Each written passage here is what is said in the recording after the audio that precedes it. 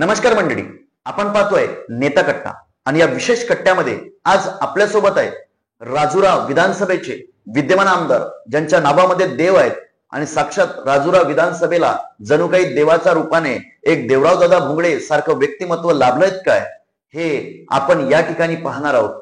नमस्कार दादा. नमस्कार. नमस्कार दादा, माझा पहिलाच प्रश्न असा आहे की तुमचा जन्म हे कुठल्या कुटुंबात झाला किंवा जन्माच्या पार्श्वभूमी, तुमच्या कुटुंबाची पार्श्वभूमी एकंदरीत काय होती दादा? माझा जन्म घुगुस येथील अत्यंत सामान्य कुटुंबामध्ये झाला. माझे वडील, आई, आम्ही सामान्य परिस्थितीमध्ये राहणार आमचं कुटुंब. जरी माझा जन्म सामान्य कुटुंबात झाला असेल पण माझ्या आई वडिलांनी माझ्यावर अत्यंत चांगले संस्कार दिले आणि निश्चितच माझ्या आई वडिलांच्या आशीर्वादाने आज माझा इथपर्यंतचा प्रवास झाला. आम्ही सामान्य कुटुंब. माझे वडील ACC मध्ये सिमेंट कंपनी आहे घुगुसला, तिथं क्लर्क म्हणून काम करायचे. त्यांनी अत्यंत कमी पैशामध्ये आमचं पालन पोषण केलं, आम्हाला शिकवलं, चांगले संस्कार दिले आणि आज जो माझा काही प्रवास आहे तो निश्चितच माझ्या आई वडिलांच्या एकंदरीत आहे. कुटुंबात किती भावंड तुम्ही? मला मोठा भाऊ आहे, एक माझ्यापेक्षा मोठी बहीण आहे, मी सर्वात लहान. अच्छा. आई वडील असं माझं कुटुंब आहे. 2013 मध्ये माझ्या वडिलांचं अपघाती निधन झालं आणि आता माझ्या कुटुंबामध्ये मी, माझी पत्नी, 2 मुली, आई, भाऊ आहे, बहिणी, पुतण्या, बहीण, भाऊजी, भाचे असं माझं एकंदरीत सामान्य कुटुंबातलं. तुमच्या वडिलांना राजकीय पार्श्वभूमी होती काय? नाही, आज आमच्या कुटुंबामध्ये कुणालाही राजकीय पार्श्वभूमी नव्हती आणि असं काही राजकीय वारस वगैरे आम्हाला कुठलाही नव्हता. सर, कसं आहे की 2024 मध्ये निवडून येण्यासाठी अनेक लोकांना मेहनत घ्यावी लागली, अनेक लोकांना श्रम घ्यावे लागले, पण सोबत सोबत त्यांना कुटुंबाची पार्श्वभूमी सुद्धा असायला लागली.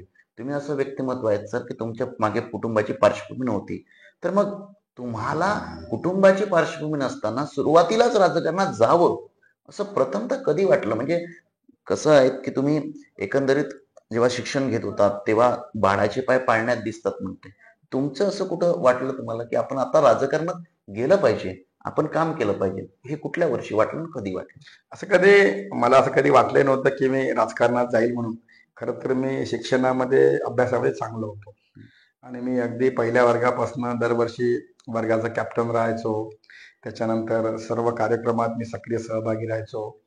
शाळेमधल्या ज्या प्रार्थना व्हायच्या त्या मी स्वतः घ्यायचो, प्रत्येक ठिकाणी, अगदी पहिल्या वर्गापासून तर 10वी वर्गापर्यंत. आणि शिक्षणामध्ये मी माझा फार चांगलो होतो, नेहमी माझा पहिला नंबर यायचा आणि मला असं वाटायचं की आपण शिकून डॉक्टर व्हावं, MBBS डॉक्टर व्हायची माझी इच्छा होती.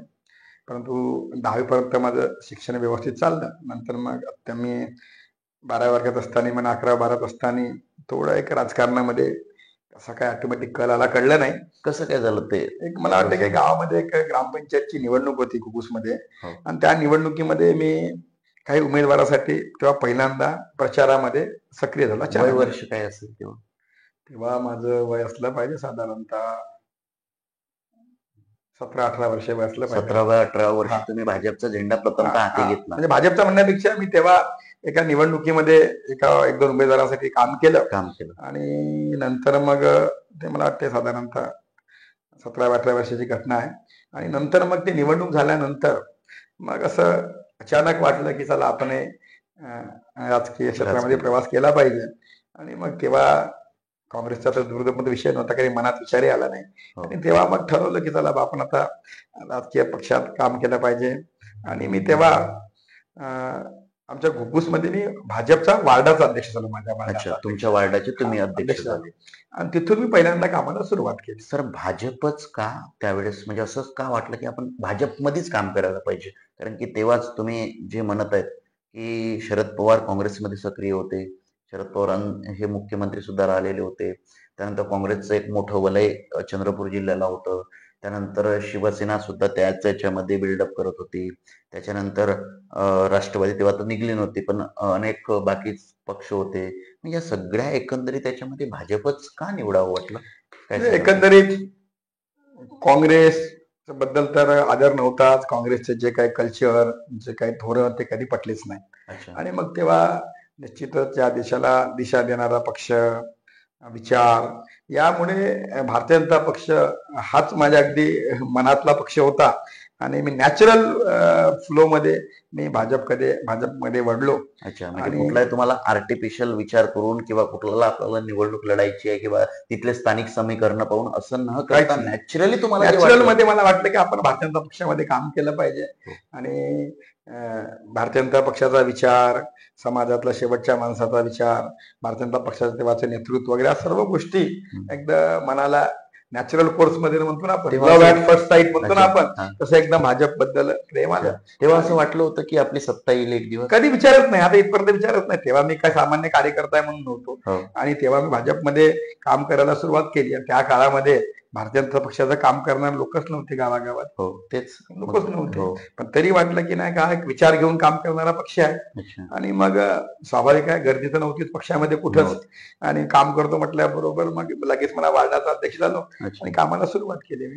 अच्छा, म्हणजे तुम्ही एकंदरीत म्हणजे स्वयंस्फूर्तीने भाजपमध्ये आलात किंवा कुठलं तुम्हाला म्हणजे कोणी पाठवलं नाही किंवा काही ना तुमच्या मनाची इच्छा झाली, तुम्ही भाजपमध्ये सक्रिय झालात आणि ते होऊन तुम्ही वार्डाचा अध्यक्ष म्हणून काम करायला लागलात.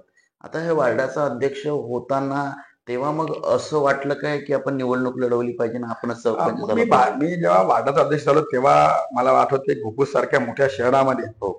भारतीय जनता पक्षाचं काम करणारे फक्त 5 कार्यकर्ते होते अच्छा. आणि मी 6वा होतो. अच्छा. बस पक्ष संपला, त्याच्या पलीकडे पक्ष नव्हता. अच्छा, म्हणजे 6 जणांचा कार्यकर्ते तेच ना नेते ते? बस तेवढा पक्ष अच्छा. होता आणि मग तिथून मग मी पक्षाच्या कामाला सुरुवात केली, अच्छा. संघटन वाढवलं. हो. माझा पक्ष जो छोटासा एक म्हणजे काही लोकांपुरता होता, तो मी घुगुस एक मोठा औद्योगिक शहर आहे तुम्हाला माहित हो. आहे. हो. त्या घुगुसमध्ये पक्षाचा विस्ताराला सुरुवात केली. अनेक वार्डा फिरलो, चांगले लोक पक्षामध्ये घेतले आणि मग ते करता करता सुधीर भाऊंशी संपर्क आला अच्छा. हो. आणि सुधीर भाऊंशी संपर्क आल्यानंतर सुधीर भाऊ हे माझे गुरु आहेत अच्छा. आणि मग सुधीर पहिली भाऊ भेट सुधीर भाऊंशी कुठं झाली? कशी झाली? किंवा पहिलं सुधीर भाऊ म्हणजे तेव्हा म्हणजे अनेक नेते आहे राजकीय याच्यामध्ये किंवा भाजपमध्ये सुद्धा अनेक नेते होते. मग सुधीर भाऊंकडेच पहिला संपर्क आला की सुधीर भाऊकडेच जायचं होतं किंवा सुधीर भाऊच तुमचे होते किंवा एकंदरीत सुधीर भाऊंची तुमची पहिली भेट कशी आणि काय प्रसंग होता तो? घुगुसमध्येच काही कार्यक्रमाच्या निमित्ताने भाऊ यायचे. अच्छा, तेव्हा भाऊ आमदार होते. तेव्हा आमदार व्हायचे होते की व्हायचे असं दरम्यानचा हो. पिरियड आहे हो. आणि तेव्हा मग भाऊची भेट झाली आणि मग एकदा भाऊची भेट झाल्यानंतर मग ऑटोमॅटिकली मी भाऊच्या जवळ गेलो, भाऊ जवळ. माझ्या जवळ आले आणि काम करायची मला पहिल्यापासून आवड होती आणि हळूहळू काम करत गेलो. मग जसा जसा भाऊचा संपर्क वाढला मग मात्र राजकीय क्षेत्रामध्ये मी पुढेच जात गेलो. मग सर, कधी याच्यामध्ये एकंदरीत आता आपण पाहतो की बरेच मुलं राजकीय क्षेत्रामध्ये वळून पाहत आहे, पण कुटुंबाकडून त्यांना विरोध होतो. तर तुम्ही जेव्हा वार्ड अध्यक्ष झाले किंवा सुधीर भाऊंच्या जवळीक तुमची साधली किंवा तुम्ही एकंदरीत तुमच्या गावामध्ये घुगुसमध्ये जे 6 कार्यकर्ते जोडायला सुरुवात केली, तेव्हा असं घरच्यांकडून असं झालं काय की नको रे बाबा आपलं काम नाही ते, आपण सामान्य कुटुंबातले, आपण मला राजकारण खरं नको तर करायला. घरच्या लोकांनी कधीच कोणत्या गोष्टीला अडवलं नाही. मी राजकीय क्षेत्रामध्ये काम करायला लागलो, मला घरच्यांनी कधी नाही म्हटलं नाही अच्छा. आणि मी शिकत असताना मी स्वतःच्या प्रत्येक गोष्टीमध्ये माझं इन्व्हॉल्वमेंट राहायचं. मी अच्छा. अभ्यासात हुशार होतो, हो.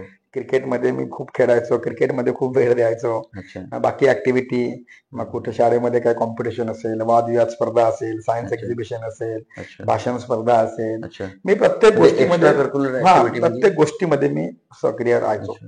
आणि मग घरच्या लोकांनी मला कधी आणि घरच्या लोकांचा लाडाचाही होतो, हो. हुशारही होतो. हम्म. त्याच्यामुळे घरच्या लोकांनी कधीच कोणत्या गोष्टीला मला अडवलं नाही आणि मी काम चालू केल्याबरोबर सुधीर भाऊचा संपर्क आला, पक्ष विस्तार करायला लागला. मी लगेच 3 महिन्यामध्ये, फक्त 3 महिन्यामध्ये मला घुगुस शहराचा सरचिटणीस बनवलं. अच्छा, म्हणजे घुगुच आधी शाखा तुमच्या वार्डापुरतं हा, मर्यादित 3 डायरेक्ट महिन्यात शहराचं 3 सरचिटणीस महिन्यात तुम्हाला. मला शहराचं सरचिटणीस बनवलं अच्छा. आणि मग तिथून मग मी पक्षाचा विस्तार जसा सुरुवात केला हो. तर मग मात्र तेव्हा शहर अध्यक्ष कोण होते तुमचे? तेव्हा आता शहर अध्यक्ष मला वाटते तेव्हा शहर अध्यक्ष रामदास डांगोरे वगैरे असले पाहिजे असा माझा अच्छा. अंदाज आहे. अच्छा. खूप अच्छा. वर्ष म्हणजे झाले. खूप वर्ष झाले या हा, गोष्टीला आणि तेव्हा त्यांच्या नेतृत्वात तुम्ही सुधीर भाऊंच्या नेतृत्वात तुम्ही शहर ते म्हणा की राजांना महाकाली असे 2 नावापैकी कोणतरी असू शकते. अच्छा. अच्छा. अच्छा. तर हे यांच्या नेतृत्वात तुम्ही काम करत होते. मग सर काम करता करताना मग असं तुम्हाला कधी वाटलं का की आपण आता आता काम करतोय, अनेक अडचणींचा सामना आहे. तिकडं काँग्रेस आहे मोठा पक्ष. आपण इथं काम करतोय पण यश मिळत नव्हतं भाजपला त्या त्या खरं तर परिस्थितीमध्ये. आमच्या गावात 100% काँग्रेसच पक्ष होता. हो, आपल्याला माहित आहे, आम्ही मिनी हिंदुस्थान म्हणतो घुगुसला औद्योगिक हो, शहर. हो. त्या शहरामध्ये अगदी काश्मीर पासून कन्याकुमारी, कामरूप पासून कच्छ पर्यंत देशातल्या सगळे प्रत्येक राज्यातले व्यक्ती त्या कामगार. ठिकाणी राहत होतात. आणि त्या ठिकाणी त्या काळात बलाढ्य बलाढ्य होतं आणि त्या काळामध्ये भाजपचं काम करणे अवघड काम होतं. अवघड काम. पण नंतर आम्ही हळूहळू कामाला सुरुवात केली, पक्षाचा विस्तार केला, अनेक लोक जोडले, पक्ष मोठा केला आणि पक्ष मोठा केल्यानंतर हळूहळू मग सुधीर भाऊंसोबत संपर्क वाढला. सुधीर भाऊच्या आशीर्वादाने मग सुधीर भाऊ सोबत काम करता करता अनेक कामं करता आले. सुधीर भाऊ आमदार झाले. त्या काळामध्ये मग पहिल्यांदा घुगुसमध्ये एक मुख्य चौक म्हणजे रस्त्यावरचं काम सुधीर भाऊच्या आमदारीचं पहिल्यांदा काम झालं त्या गावामध्ये. अच्छा. आणि सुधीर भाऊ चंद्रपूरचे आमदार होते आमदार तेव्हा. तेव्हा आमदार झाले आणि मग तिथून मात्र मग पक्षाचा विस्तार केला. जो पक्ष 5 लोकांपुरता होता तो पक्ष घराघरात पोहोचवला. अच्छा. नवीन कार्यकर्ते जोडले. मोठ्या प्रमाणामध्ये लोकांचा पक्ष प्रवेश केला सर असं आणि मग मात्र हळूहळू पुढे गेलो अच्छा. आणि मग काही मागे वळून पाहायचं काम पडलं पाच काम. सर असं आहे की ह्या सगळ्या प्रोसेसमध्ये अनेक विषय असतो तो आर्थिक नियोजनाचा. असं कधी वाटलं की आर्थिक नियोजन आपल्याला कुठं कम करताय? मग काय होतं की त्या काळात मग अनेक भाजपच्या कार्यकर्त्यांनी स्वतःच बॅनर लावलेले आहे, स्वतःच झेंडे बांधलेले आहे. कारण की ऑर्डर द्यायला काही माणसं नसायचे, पैसे नसायचे. तुमच्यासोबत असं एखादी प्रसंग मी झाला स्वतः का? बॅनर लावले, मी स्वतः बॅनर बांधले, मी स्वतः दऱ्या टाकल्या अच्छा, आणि मी स्वतः काम केलं. अच्छा. म्हणजे त्या काळामध्ये असं आम्हाला कधी आदेश द्यायचं काम नव्हतं. हम्म. प्रत्येक काम मी स्वतः केलं अच्छा, आणि राजकीय क्षेत्रामध्ये काम करताना अगदी प्रचारामध्ये सुद्धा आमच्या कार्यकर्ते म्हणजे अगदी मन मोकळेप्रमाणे काम करायचे. कोणाची काही अपेक्षा राहायची नाही, हम्म. पैसे वगैरे खर्च व्हायचे नाही आणि त्या काळामध्ये कधी पैशामुळे काम अडलं नाही, पैसे लागले नाही. लागले. तेव्हा आम्ही जेव्हा मोर्चे काढायचो मला आठवते, मी हम्म. स्वतः ट्रक मध्ये बसून आम्ही कार्यकर्ते घेऊन चंद्रपूरला मोर्चाला जायचो. अच्छा, मी म्हणजे स्वतः ट्रकमध्ये गेलो. ट्रकमध्ये बसायचे म्हणजे स्वतः त्याच्यामध्ये गेलो सगळे ट्रकमध्ये. जण बसतात म्हणून. मी स्वतः बसलो म्हणजे अच्छा. इव्हन नाही तेव्हा तर बसलोच, पण मला आठवते मी आता 2010 पर्यंत वगैरे हम्म. आम्ही डग्ग्यामध्ये बसून जायचो कार्यक्रमाला. अच्छा, आम्ही कधी सुमो किंवा स्कॉर्पिओ नाही बघितली होती. अच्छा. ते म्हणजे त्यानंतर ट्रेन बदलला. 2010-12 पर्यंत मी जेव्हा घुगुसमधून आम्ही समजा चंद्रपूरला कार्यकर्ते घेऊन तुम्ही जायचो, तेव्हा तुम्ही म्हणजे सक्रिय होतात ना तेव्हा भाजपमध्ये? फार सक्रिय होतो हो, मी तेव्हा. हो. पण तेव्हा सुद्धा आम्ही सवय नाही आमच्या बदलल्या. अच्छा, आणि एकमेव गाव असं होतं घुगुस की त्या ठिकाणचा कार्यकर्ता जो आपण डग्गा म्हणतो बघा त्याला, हो. त्या डग्ग्यामध्ये बसून आम्ही जायचो. आम्ही मेटॅडोर मध्ये नागपूरला गेलो अच्छा, 2010-12 मध्ये. अच्छा. मेट्रो मध्ये हो. म्हणजे उभे राहून बसून मेटॅडोर जसं- खाली दरी टाकून द्यायची, गादी अच्छा. टाकायची, बसून जायचं. अच्छा, म्हणजे हे एकंदरीत खडतड प्रचंड खडतड हा, म्हणजे अगदी खालच्या स्तरावर जाऊन काम केलं आम्ही. अच्छा. मग सर हे काम करत होतात तेव्हा मग असं वाटलं नाही की हे सगळं सोडून द्यावं आता आपलं नोकरी पेशाकडे वळावं किंवा मग एकंदरीत आपलं काहीतरी बघावं, कुठपर्यंत पक्षासाठी काम करायचं, असं काही विचार आला का त्या पिरियड मध्ये? एकदा राजकारणात काम करताना सुधीर भाऊंचा सहवास लाभला हा. आणि सुधीर भाऊच्या सहवासामध्ये मग कधी असं वाटलंच नाही की आपण या क्षेत्राच्या बाहेर जावं. हम्म. मग आपोआप त्यात गुंतत गेलो मी आणि सुधीर भाऊ सारखं एक मोठं नेतृत्व जे आपल्या सोबत राहते, हो. तेव्हा मात्र मग कधी असा दुसरा मनात विचार आला नाही. आणि विचार मग आला. याच राजकारणाच्या माध्यमातून समाजाची सेवा करावी हाच हो. विचार येत गेला. हे करता करता पुढे गेलो. पक्षामध्ये विविध पदावर काम केलं हो. आणि 2000 मध्ये जेव्हा ग्रामपंचायतची निवडणूक होती, अच्छा, म्हणजे ग्रामपंचायतची निवडणूक हा. तुम्ही 2000 ला लढवली. हा, तेव्हा मग मी ग्रामपंचायतची निवडणूक लढलो. अच्छा. सर ग्रामपंचायतची निवडणूक लढलेत, काय होता तो प्रसंग? म्हणजे प्रचार कसा केला? आता तर प्रचार मीडियाचा काळ आलेला आहे. आता म्हणजे 2024 ची विधानसभा आणि 2000 ची ग्रामपंचायत याच्यामध्ये असणारा फरक, ग्रामपंचायतीमध्ये तो फरक काय जाणवला तुम्हाला? म्हणजे खरं तर काय तेव्हा केलं? मी वयाची जस्ट 21 वर्ष पूर्ण केली होती. अरे बापरे, जस्ट. जस्ट. आणि असंच वाटलं, मी माझे मित्र पुंडे कुरकोडे तो आता आमच्यात नाही आहे. अच्छा, खरं तर माझ्या सर्व या प्रवासामध्ये त्याचं खूप मोठं योगदान राहिलं. अच्छा, आम्ही दोघांनीच विचार केला की म्हणजे मी जेव्हा भाजपमध्ये काम करत होतो, आम्ही दोघांनीच विचार केला की आपण भाजपमध्ये काम करायचं, असं अच्छा. काम सुरू केलं. तेव्हा तर खरं त्या भागामध्ये शिवसेनेचं मात्र युवा पिढीमध्ये जास्त अट्रॅक्शन हो, होतं. हो, हो. शिवसेनेचं. पण शिवसेनेचं माहित नाही मला कधी असं वाटतच नाही दुसऱ्या पक्षाचं, मला पक्ष. थेट भाजपचाच विचार आला. भाजपचाच विचार. आणि आम्ही काम करायला सुरुवात केली. मग 2000च्या निवडणुकीमध्ये पर्यंत मात्र मग आम्ही पक्षाचा चांगला विस्तार केला बऱ्यापैकी. अच्छा. मी जेव्हापासून मग पक्षाच्या कामाला सुरुवात केली होती घोगुसमध्ये आम्ही मोठ्या प्रमाणामध्ये सर्व जाती धर्माचे लोक आम्ही पक्षात जोडले. तरुण मंडळी पक्षात घेतली आणि विविध कार्यक्रमातून मग याच्यामध्ये मी अनेक सामाजिक उपक्रम सुद्धा घ्यायचो. अच्छा त्या सर, काळामध्ये 2000ची ग्रामपंचायत निवडणूक जेव्हा तुम्ही लढलेत तेव्हा 21 वर्ष पूर्ण झालं होतं. जी ग्रामपंचायत निवडणुकीला उभं राहण्यासाठी जे वय आहे तेच तुम्ही नुकतंच पार पडलं होतं. अगदी बरोबर. आता त्या 21व्या वर्षी जर एखादी होतकरू तरुण उभा राहतोय तर काय लोकांची भावना होती घोगुस मधल्या, काय लोकांना वाटत होतं? कारण की ते आजपर्यंत त्यांनी पाहिलं नव्हतं असं 21व्या वर्षी कोणी उभं राहत होते. 21व्या वर्षी मी उभं राहिलो तेव्हा खरं तर आमच्या गावामध्ये काँग्रेस पक्षाचा बोलबाला होता. हो. आणि मी तेव्हा जेव्हा निवडणुकीला पुढे गेलो तेव्हा असं काही आमच्यासोबत माझे छोटे छोटे कार्यकर्ते, नेता म्हणून कोणीच नव्हतं, मीच नेता त्यांचा. अच्छा. आणि कोणता अनुभव नाही निवडणुकीचा. हम्म. पण त्या निवडणुकीला पुढे गेलो, उभं राहिलो, स्वतःच निर्णय घेतले, हम्म. कशी पॅनल बनवायची, काय करायचं वगैरे सर्व निर्णय घेतले. अच्छा. आणि आम्ही त्याच्यामध्ये घुग्गुस मधून आम्ही सर्व वार्डामध्ये, कारण पक्षाचा विस्तार मी केलाच होता, हो, हो. सर्व वार्डामधून आपण उमेदवार उभे केले. अच्छा. आणि त्या निवडणुकीमध्ये मग त्याचं लीड मीच केलं पूर्ण गावामध्ये. अच्छा. 21व्या वर्षी तुम्ही हो. संपूर्ण ग्रामपंचायतचं लीड केलं. पूर्ण लीड केली, सर्व अच्छा. वार्डात उभे केले लोक. आणि त्या निवडणुकीमध्ये तेव्हा मला वाटतं काँग्रेसचे सभापती होते पंचायत समितीचे, त्यांच्या विरुद्ध माझी निवडणूक होती. अरे बापरे. हा. म्हणजे काँग्रेसचे सभापती म्हणजे हा, काँग्रेसचा पंचायत मोठा समितीचे माणूस मोठा माणूस तालुक्यातला होता. हो. आणि त्यांच्या विरुद्ध एक 21व्या वर्षाचं पोरग तरुण. अच्छा, मग काय झालं ती निवडणूक मी मला वाटतं सर्वांची डिपॉझिट जप्त करून मी जिंकलो निवडणूक ती. अरे बापरे. हा. म्हणजे तुम्ही एकंदरीत 21व्या वर्षी तुम्ही पदार्पण केलं. 21व्या म्हणजे नुकतंच तुमचं म्हणजे संविधानाने तुम्हाला नुकतंच उभा राहायचा अधिकार दिला आणि तुम्ही संपूर्ण काँग्रेसचंच पॅनल पाडलं. तर अशा पद्धतीनं सर मग हे करत असताना तेव्हा चिन्ह काय होतं आणि तेव्हाची प्रचार यंत्रणा कशी तेव्हा राबवली? मला वाटतं पहिली निवडणुकीत माझं चिन्ह पक्षी होतं. अच्छा, पक्षी होतं. पक्षी चिन्ह होतं माझं. अच्छा. आणि मग तेव्हा आम्ही लढलो. हो. आणि तेव्हा मग मी निवडून आलो तिथून. आणि प्रचारामध्ये आम्ही सर्व कार्यकर्ते कामाला लागायचे. प्रचार म्हणजे सकाळी सुरू करायचं, अच्छा. सकाळपासून संध्याकाळी प्रत्येकाच्या घरी जायचं, हो. प्रत्येकाला सांगायचं, विनंती करायची आणि घरोघरी जाऊन प्रचार करायचा. म्हणजे तेव्हा काही पॉम्पलेट्स वगैरे? हो, त्या पॉम्पलेट वाटत नाही, Pamphlets पत्रक वगैरे नाही का. हा. तेव्हा तर फक्त साधं पॉम्पलेट होतं की देवराव भोंगळे भाजप समर्थित उमेदवार यांचं चिन्ह पक्ष यांना निवडून द्या, असाच विषय होता. काही तिथं आणि तेव्हा मग गेलेले- बॅनर असायचे का ते पेंटिंग असायचे? नाही, तेव्हा बॅनर नव्हते. तेव्हा नाही का पॉम्पलेट वाटायचे आम्ही. आणि पहिल्या निवडणुकीत मला वाटतं 2000 मध्ये बॅनर बहुतेक नसावे. अच्छा. तेव्हा मग आम्ही भिंती वगैरे रंगवायचो. हो. आणि अशा पद्धतीनं कापडी बॅनर तेव्हा होते. कापडी बॅनर तेच. कापडी बॅनर तेव्हा होते. हो. ती निवडणूक मग आम्ही लढलो, म्हणजे आनंद आला आणि लोकांनी आशीर्वाद दिला. लोकांनी मला आशीर्वाद तेव्हा ग्रामपंचायतच्या निवडणूक 1000 मतं मिळाली होती. अरे बापरे. म्हणजे त्या याच्यामध्ये ते तुम्ही गांजाच्या शेतात तुळस लावण्याचा प्रयत्न केला होता तो, आणि तो प्रयत्न तुम्ही 21व्या वर्षी केला ना, ते सक्सेस सुद्धा करून आणि दाखवला. आमची खरं ते मोठी ग्रामपंचायत, हो. महाराष्ट्रात मोठी ग्रामपंचायत आहे आमची हो घोगुस. हो हो. आणि फार सेन्सिटिव्ह गाव, सेन्सिटिव्ह. पॉलिटिकली फार Active गाव. ऍक्टिव्ह गाव. आणि तिथं मग मी पहिल्यांदा 2000 मध्ये निवडणूक लढली अच्छा. आणि मी जिंकलो तिथे. मग अच्छा. तर सर मग 2000 मध्ये निवडणूक झाली, तुम्ही नवा दमाचे नवे सरपंच झाला. तो आनंद चांगला वाटतो की हे आमदार झाल्यानंतरचा आनंद?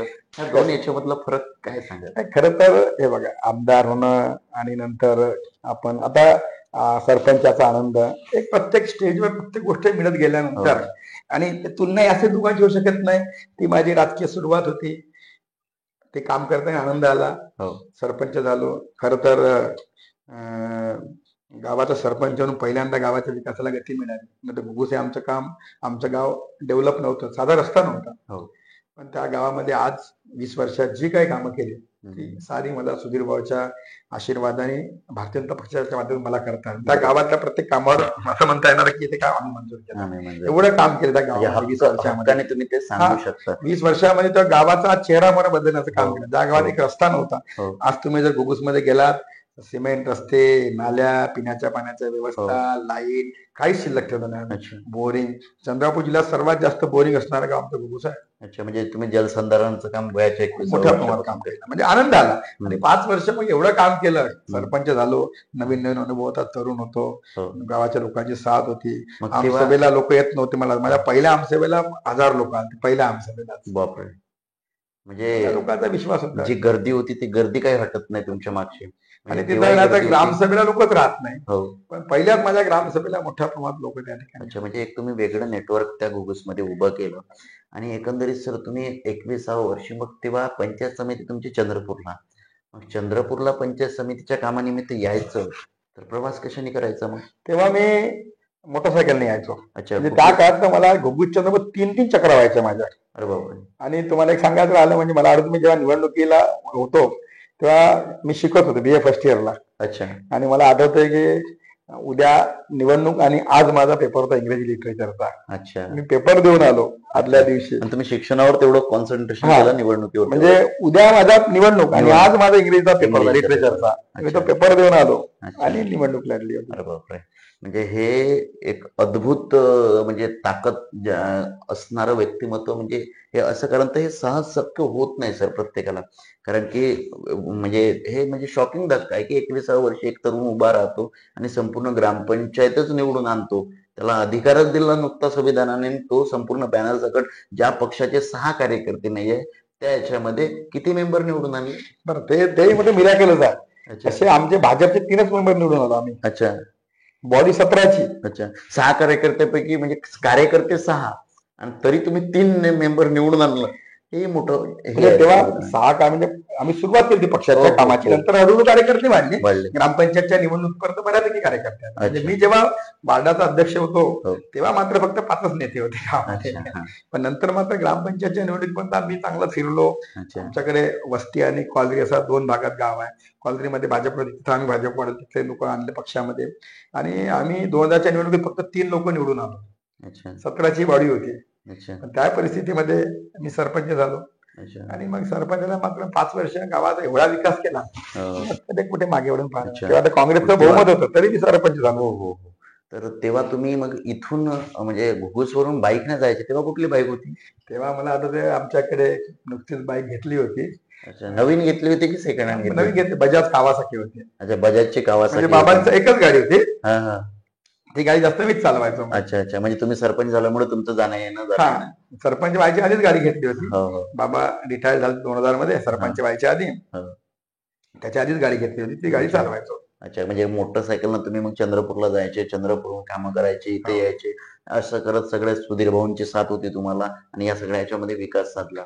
सर, तुम्ही तुमच्या ग्रामपंचायत निवडणूक लढवल्यानंतर पक्षीय धोरणामध्ये कुठली जबाबदारी होती? हा, मग मात्र मग मी जसे भाऊसोबत जुडलो हं. मग मला सर्व पद मिळत गेले. मग मिळत मी गेली. तालुक्याचा अध्यक्ष झालो. अच्छा. चंद्रपूर तालुक्याचा अध्यक्ष अच्छा, झालो. चंद्रपूरच्या तालुक्याचा अध्यक्ष झाल्यानंतर हे वयवर्ष म्हणजे तुमचं वयवर्ष आणि एकंदरीत साल किती होतं ते? साधारणतः हे 2005-7 मधली घटना असावी. 5-7 मध्ये. म्हणजे तेव्हा 5-7 मध्ये आय थिंक 2004 ची निवडणूक झाली आणि 9ची म्हणजे एकंदरीत काँग्रेसचं सरकार होतं हो, सरकार आणि काँग्रेस. तेव्हा तुम्ही तालुका अध्यक्ष होते. म्हणजे तुमचे पालकमंत्री तेव्हाचे हे. तेव्हा मला वाटते एकनाथराव गायकवाड वगैरे असावे त्या काळात. अच्छा. तर मग एकंदरीत सगळं काँग्रेसचं बालबल सगळं आणि काँग्रेस. तुमच्या याच्यामध्ये एक क्रीम, ज्याला आपण तुम्ही तुमच्याच भाषेत मिनी इंडिया म्हणतो, ते घुगुसची ग्रामपंचायत तुमच्या ताब्यात आणि तुम्ही तिथं काम करत होता. पक्ष तालुका अध्यक्ष झाला. तालुका अध्यक्ष झाल्यानंतर मग कार्यकर्त्यांना सांभाळण्याचा काय अनुभव राहिला? म्हणजे बरेच कार्यकर्त्यांमधले 2-3 प्रकार असतात. काही कार्यकर्ते येतात, पक्षात थांबतात, त्यांचे कामं झाले की पक्षातून जातात. काही कार्यकर्ते आजीवन पक्षाचे असतात. काही कार्यकर्ते हे पक्षासाठी नसतात, तर ते एखाद्या व्यक्ती केंद्रित म्हणून पक्षात येतात. तर तुम्हाला हे हँडलिंग करताना कसं काय तुम्ही केलं पक्षाचा खरं तर नेता म्हणून? मी स्वतःला फारच भाग्यशाली समजतो की मला कार्यकर्ते सुद्धा खूप चांगले कार्यकर्ते भेटले. अच्छा. मनातून प्रेम करणारे काम भेटले. कधी त्यांना कशाची मोह नाही, अपेक्षा नाही आणि माझ्यावर प्रेम करणारे कार्यकर्ते भेटले. आणि घुगुसमध्ये काम करताना तसं संघटन मला वाटतं कुठं नसावं. अच्छा. एवढे चांगले कार्यकर्ते, कशाची अपेक्षा न करता, त्यांना वाटतं की फक्त मी यावंच माझ्यासोबत राहायचं. अच्छा. आणि जीवाभावाचे कार्यकर्ते भेटले. प्रचंड मेहनत करणारे कार्यकर्ते भेटले. आणि त्या कार्यकर्त्याचं योगदान सुद्धा फार मोठं राहिलं. आणि कधी कोणाला त्रास झाला नाही. आणि मग जेव्हा मला जसं मला राजकीय क्षेत्रात काम करण्याचे अधिकार मिळाले, तर मी कार्यकर्त्यांना सुद्धा मात्र तेवढंच प्रेम करायचो. कार्यकर्त्यांना माहिती की एकदा एखादं काम मला सांगितलं की ते काम होणार आहे, त्यांना गॅरंटी असेल, त्यांना कधी मग त्याचा फॉलोअप करावा लागत नाही. फॉलो करत. मी अनेक लोकांना जीवनामध्ये जिची संधी भेटली त्या ठिकाणी नोकऱ्या लावून दिल्या मोठ्या प्रमाणामध्ये अनेक कुटुंबांना मग मदत. तालुका अध्यक्ष म्हणून हे कार्य हा म्हणजे तालुका म्हणजे गावाच्या सरपंचापासून तर हो. नंतर मग सरपंच पद झाल्यानंतर मी तालुका अध्यक्ष झालो ना. मग पक्षामध्ये मात्र विविध पदं विविध. भूषवले. तालुका अध्यक्ष, मग युवा मोर्चा जिल्हाध्यक्ष. अच्छा सुधीर भाऊ जेव्हा भाजपचे जिल्हाध्यक्ष होते तेव्हा मी हा. युवा मोर्चाचा जिल्हाध्यक्ष होतो. अच्छा त्याच्यानंतर मी 10 वर्ष सतत 3 टर्म अच्छा भाजपचा जनरल सेक्रेटरी म्हणून काम केलं. अच्छा म्हणजे एकंदरीत तुम्हाला पक्ष बांधणी म्हणून संघटन हा, कौशल्य त्याच्यामुळे तुमच्याकडे चांगलं सर्व होतं. पदावर गेल्यामुळे हम्म. सहजपणे सर्व गोष्टी होत गेल्या. सहजपणे शक्य होतं. जिल्ह्याचा अध्यक्ष म्हणून काम सर, करता आलं. इकडून जिल्ह्याचा सरपंच- अध्यक्ष म्हणून खूप मोठा प्रवास केला. हो. मी दर महिन्यात माझा प्रवास व्हायचा. अच्छा माझा प्रत्येक महिन्यात मी 15 तालुक्यात प्रवास करायचो. हो काय मोठ्या प्रमाणात फिरलो जिल्हा. सर, एकंदरीत तुम्ही सरपंच झालात आणि तालुका अध्यक्ष झाला, परत तुम्ही भाजपमध्ये सकला, पण इकडे वय वाढत आहे सर. वय वाढत आहे तर घरच्यांना एक काळजी आहे की मुलगा राजकारणात आहे, मुलाचं लग्न करून द्यावं लागेल. मग काय होतं ते, म्हणजे प्रसंग काय होता लग्नाचा, किंवा एकंदरीत तसं लग्न माझं 2006 मध्ये लग्न झालं. अच्छा, म्हणजे तुम्ही तालुका अध्यक्ष झाले तेव्हा तालुका अध्यक्ष होतो बहुतेक मी. हा, हो. सरपंच कारण पद की माझं 2005 तुम्ही सरपंच होता. सरपंच होतो. त्याच्यानंतर तालुका अध्यक्ष झालात. हो तसं तालुका अध्यक्ष असताना तुमचं लग्न झालं. हो. अच्छा तेव्हा मी ग्रामपंचायत सदस्य होतो. अच्छा, म्हणजे परत तुम्ही मग सरपंच नंतर ग्रामपंचायत हा, सदस्य झाले. सदस्यानंतर मग हो. सरपंच म्हणून महिला राखी होतं. हो. तुम्ही सरपंचला 2 वर्ष राहिलो ग्रामपंचायत हो. सदस्य. हा. त्या काळात माझं मग लग्न झालं 2006 मध्ये. अच्छा, वय वर्ष काय होतं? तेव्हा माझं वय असलं माझ्या लग्नाचं 27-28 वय होतं माझं तेव्हा. अच्छा अच्छा. आता मग कसं काय ते, म्हणजे हे झालं लग्न, म्हणजे एकंदरीत मुलीकडचे कसे आलेत, किंवा मुलगा राजकारणात आहे बा, किंवा मुलगा हा म्हणजे तालुका अध्यक्ष आहे, किंवा एकंदर व्यवसाय काय करतो, अनेक प्रश्न आहेत. या सगळ्या याच्यामध्ये तुमचं कसं काय हे झालं? खर तर जेव्हा आम्ही मुली पाहत होतो तेव्हा मग आता माझे सासूरवाडी म्हणजे सुरेश पाटील मोरे तोगाव. हो, तुमच्या, कारण की तुमच्या गुरूंनी सांगितलं की माझं लग्न हे म्हणजे विवाह मेळाव्यात मी भाषण करायचो, हो. तिथं झालंय. नाही, विवाह मेळाव्यात लग्न नाही झालं. हा. पण मी सांगितलं अनेक सामाजिक उपक्रमात नाही, जायचो. त्यांचं लग्न, तुमच्या गुरूंचं लग्न, सुधीर हो भाऊ. हो हो. त्याच्यामुळे तुमच्या लग्नाचं असं काही रंजक किस्सा आहे? हा, माझ्या लग्नाचा म्हणजे काय, आम्ही तसं आपल्या प्रेक्षक आतुरते आहेत. रुटीन मध्ये मुली पाहता पाहता हम्म. आम्ही तोगावचा निरोप आला होता. तिथं मग माझ्या मित्रानं निरोप दिला. अच्छा पुंडे कुरकुळे होते, त्यांना निरोप आला की मुलगी पाहायला जायचा. आम्ही तोगावला गेलो. मुलगी मग पसंत आली. पण मला वाटते ते आमच्याकडे निरोप यायच्या आधीच त्यांनी माझ्याबद्दलची माहिती घेतली. माहिती घेतली. कसा मुलगा आहे, काय आहे वगैरे. मग त्यांना वाटलं की नाही बा, आपण द्यायला काही हरकत नाही. हरकत नाही. आणि मग तेव्हा मग होकार दिला. हम्म. आणि तेव्हा मग लग्न झालं माझं. अच्छा, माझं लग्न 28 जुलै 2006चं लग्न आहे. 6चं लग्न आहे. हा, आणि मग चंद्रपूरला लग्न झालं. हम्म. लग्नामध्ये सुद्धा मोठ्या प्रमाणामध्ये लोक होते. मान्यवर मध्ये रिसेप्शन झालं सुद्धा मोठ्या प्रमाणात लोक होते, फार मोठ्या प्रमाणात. अच्छा 5,000 लोक तर माझ्या रिसेप्शनला होते. लग्नालाही 5,000 लोक होते. अच्छा. आणि मग त्या आमच्या मोरे कुटुंबियांनी त्यांनी त्यांच्या स्तरावर विचार केला. हम्म. तर त्यांच्या परिवारात त्यांनी विचार केला. आता कुटुंब तर आमचं चांगलंच होतं. हो. आमच्या कुटुंबाबद्दल तर आदर होताच गावामध्ये, सर्व चांगलेच बोलायचे. आणि मग त्यांना वाटलं की द्यायला काही हरकत नाही. हरकत नाही. आणि मग सर, मग एकंदरीत लग्नाच्या आधीचे देवराव दादा आणि लग्नानंतरचे देवराव दादा याच्यामधला काय फरक आहे? कारण की लग्नाआधी कसं असतं की तुम्ही सरपंच म्हटलं की तुम्ही कधीही जायचे चंद्रपूर. मग लग्नानंतर ह्या गोष्टी शक्य झाल्यात की थोडस मग त्याला हे आलं? नाही, लग्नानंतर सुद्धा माझ्या पत्नीनं मला कधीच कोणत्या गोष्ट थांबवलं नाही. हम्म. शेवटी ह्या सर्व चांगल्या नशिबाच्या गोष्टी असतात. हो. की लग्न झाल्यानंतर आपल्याला नवीन वैवाहिक जीवन सुरू होते. हो. एक लाईफ पार्टनर आपल्याला मिळतो. हम्म. आणि निश्चितच माझी पत्नी सौ अर्चना हिने सुद्धा कधी मला राजकीय, कारण तिला माहित होतं मी राजकारणामध्ये आहो म्हणून, बरोबर. आणि तिने कधी विरोध केला नाही. हम्म. आणि मग दिवसभर बाहेर फिरणं, कुटुंबाला कमी वेळ देणं, या सर्व गोष्टी होत्या. मग तिने काही तक्रार हो, केली नाही. तेच म्हटलं म्हणजे. कधीच तक्रार नाही केली. हो. कारण की मी लग्नानंतर सुद्धा मी फुल टाइम राजकीय आहे. फुल अच्छा. टाइम, दुसरं कोणतंच काम नाही. मी 100% राजकारणामध्ये पूर्ण घरचा वेळ देतो. उदरनिर्वाह सर? घरचा उदरनिर्वाह म्हणजे घरी आम्ही असे व्यवस्थित खाऊन पिऊन सुखी होतो. हो. आणि मी मग सुद्धा मधल्या काळामध्ये 2005 मध्ये मी माझा व्यवसाय सुरू केला. अच्छा, व्यवसाय कुठल्या प्रकारचा? व्यवसायामध्ये लेबर सप्लायच्या माध्यमातून व्यवसायाला सुरुवात केली. हो, होती. हो. त्याच्यामुळे निश्चितच खाऊन पिऊन सुखी होतो. खाऊन आता पिऊन श्रीमंत आम्ही आताही नाही आहे. हो. आताही आम्ही खाऊन पिऊन सुखी आहोत. हो, मग तो व्यवसाय सुरू केला होता. हो. आणि तो व्यवसाय वडील एसीसी मध्ये होते. हो. त्यांनी सुद्धा अत्यंत कमी पैशामध्ये सुद्धा आम्ही आनंदाने जगत होतो आनंदाने सर्व. ज्या काही मूलभूत गरजा फार पैसा नव्हता पण समाधानी आहे. समाधानी होतो, आयुष्यात समाधानी होतो. हो. आणि पत्नीनं सुद्धा समजून घेतलं. घरच्याचं लग्नाआधी तर कधी घरच्यांनी विरोध कोणत्या गोष्टीला केलाच नाही. हो. पत्नीनं सुद्धा राजकीय क्षेत्रामध्ये काम करताना तिला कधीच राजकारणाची आवड वगैरे मुळीच नव्हती. बरोबर. परंतु तिनं मात्र कधीच मला उशीर का बरं, जाऊ नका बरं, हा विषय कधीच नाही नाही. केला. मग कधी का पक्षाच्या कार्यक्रमाच्या निमित्त फिरणं, कुठे जिल्ह्यात जाणं, कुठे बाहेर जाणं, या सर्व गोष्टीमध्ये म्हणजे ह्या प्रोसेस मध्ये तुम्ही चालत होते continue. चालत राहतो. ज्या पद्धतीने लग्नाच्या आधी त्याच पद्धतीने लग्नाच्या नंतर. आणि आजही ती पूर्ण परिवार सांभाळ करते. 2 मुली आहे. आता बघा, मी घोगुस वरून इथं 1.5 वर्षापासून राहत आहे, इथं घर सोडून. पण ती आपला परिवार सांभाळते. अच्छा. जसा वेळ मिळतो तसा मी जात राहतो. अच्छा. आणि तिने सुद्धा आता माझ्या निवडणुकीमध्ये 3 महिने इथंच मुक्कामी थांबली ती, अच्छा. चंद्रपूर घोगुस सोडून. आणि ती सुद्धा निवडणुकीमध्ये सक्रिय राहिली. सक्रिय राहिली. आणि आता तर अशी परिस्थिती आहे की मतदारसंघातून मोठ्या प्रमाणामध्ये कार्यकर्ते तिला सुद्धा कार्यक्रमाला बोलवतात. आणि आणि एखाद्या कार्यक्रमाला मी जातो पण सोबत घेऊन याच म्हणतात. आणि समजा एखाद्या प्रोग्रामला मी जाऊ शकत नाही, हो. तर हक्कानं म्हणतात कार्यकर्ते की वहिनीला पाठवा. वहिनीला पाठवा. आणि ती सुद्धा मग आता सक्रियपणे सक्रियपणे जाते कार्यक्रमाला. सर, मग एकंदरीत तुम्ही त्या पद्धतीनं हे आलात आणि मग तालुका अध्यक्ष झालात. मग त्याच्यावर नंतर तुम्ही पंचायत समिती लढवली. पंचायत समिती, ग्रामपंचायतचा अनुभव, पंचायत समितीचा अनुभव तुमच्या पाठीशी होताच. परत तुम्ही सभापती देखील झालात. मग सभापती झाल्यावर चंद्रपूरच्या राजकारणातला एक सभापती, त्यावेळेस पंचायत समितीच्या सभापतीला मोठं वेटेज होतं, मोठं वलय होतं.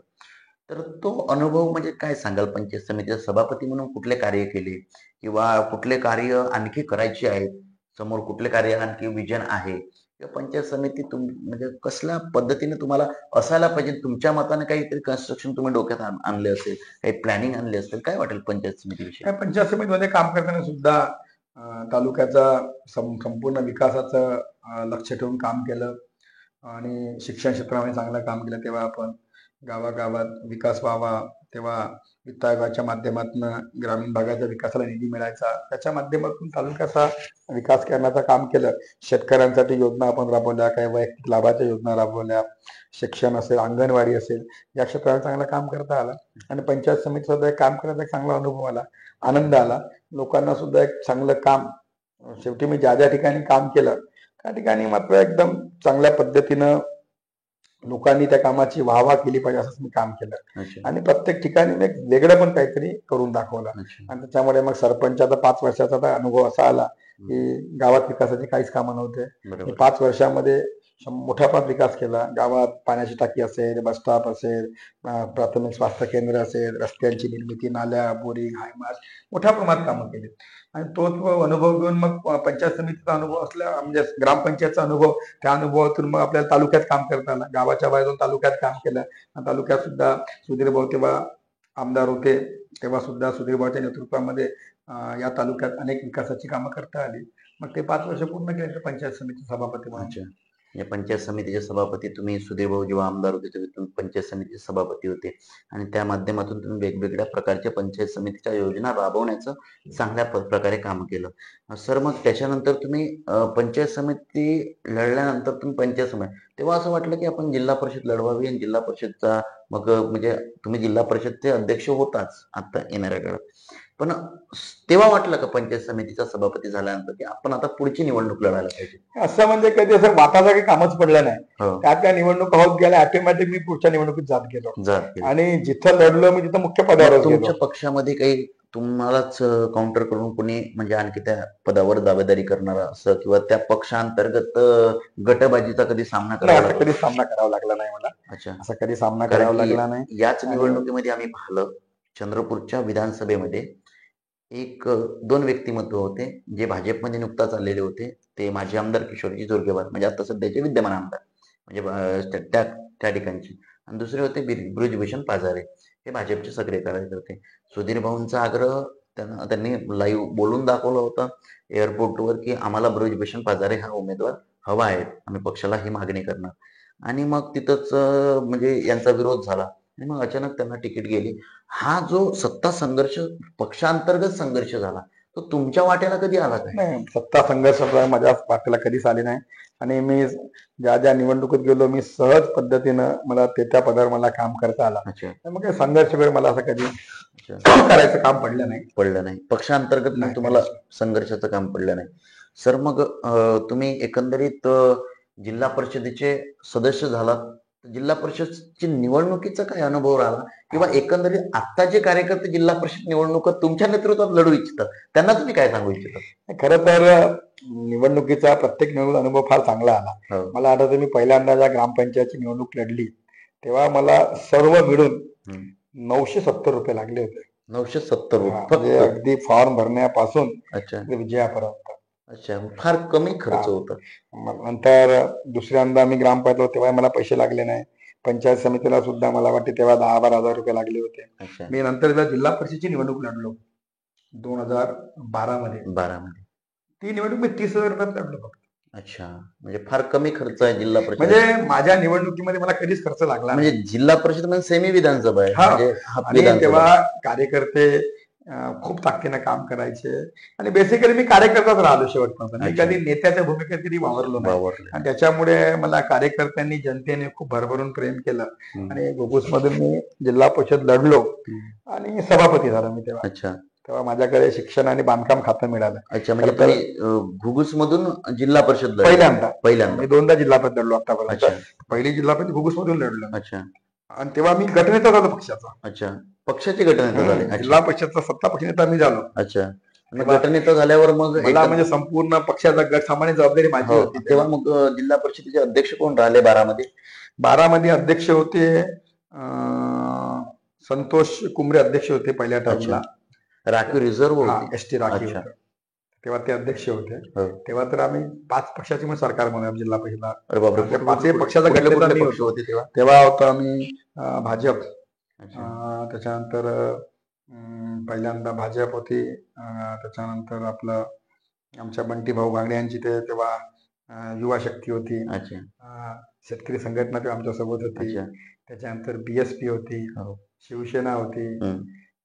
त्याच्यानंतर मला वाटते म्हणजे काँग्रेस वगळता बाकी सगळे होते हो. की काँग्रेसही होते? नाही, काँग्रेस नव्हती, राष्ट्रवादी सोबत होती. राष्ट्रवादी म्हणजे? आणि मी गटनेता होतो तेव्हा अच्छा, पक्षाचा. म्हणजे सगळ्या पक्षांचा हा, गटनेता मला तेव्हा तुम्ही व्हीप जायचा अधिकार होता. म्हणजे हो. सर्व ज्या सत्ता स्थापन करण्यापासून माझा हो. सक्रिय भूमिका म्हणजे होती. एकंदरीत सदस्यांना सभागृहाचा गोळा अनुभव तुम्ही करणे, तिथंच घेतला होता. हा, सदस्यांना गोळा करणे, त्यांना हा. नेणे, हा. सदस्य कमी आहे त्यांना जोडणे, छोटे जोडणे. छोटे मित्र पक्षाचे लोक जोडले. अच्छा आणि तेव्हा आम्ही 5 पक्ष म्हणून आम्ही 29 सदस्य म्हणून सत्ता साधन तेव्हा. अच्छा, म्हणजे एकंदरीत तुम्ही म्हणजे म्हणजे पहिल्या सभागृह काय टर्म असतं? 2.5 वर्षाचा कार्यकाल राहायचा. हो. तर तेव्हा मग दुसऱ्या कार्यकाळात मी बांधकाम सभापती झालो, बांधकाम आणि शिक्षण सभापती. अच्छा, म्हणजे 2.5 वर्षाच्या कार्यकाळामध्ये तुम्ही काही हे म्हणजे झालं नाही, मग त्याच्यानंतरच्या कार्यकाळामध्ये तुम्ही झाले. तेव्हा म्हणजे काय पहिल्या वेळेस फक्त अध्यक्षपद आम्हाला होतं, बाकी सारे पद आम्ही मित्र पक्षांना दिले होते. तेव्हा तेव्हा असं वाटत होतं की आता आपण गटनेता झालो आहे, आपण म्हणजे आता म्हणजे आपलं ताकद आली, पॉवर आली आणि हे आपण पॉवर आता म्हणजे आपण काहीतरी वेगळं झालोय, असं काहीतरी म्हणजे एक असतं ना, पॉवर आले की थोडस माणसाचं नाही, एक मला ईश्वराचा आशीर्वादच आहे.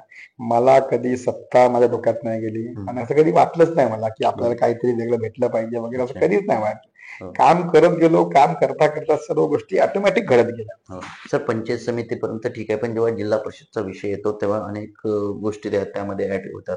मग जिल्हा परिषद माध्यमिक शाळा असतील किंवा प्राथमिक शाळा असतील किंवा जिल्हा परिषदच्या PUC असतील, अशा वेगवेगळ्या म्हणजे मोठा सर्कल आणि मोठा व्याप आणि मोठं कामाची पद्धत असते. सर, एकंदरीत याच्यामध्ये शेतकरी असतो, ते कामगार असतो, दिव्यांग असतो. मग सर, याच्यामध्ये तुमची भूमिका काय? शेतकऱ्यांविषयी देवराव भोंगडेंची भूमिका काय? खरं तर जिल्हा परिषद एक मोठं व्यासपीठ मिळालं मला. हो.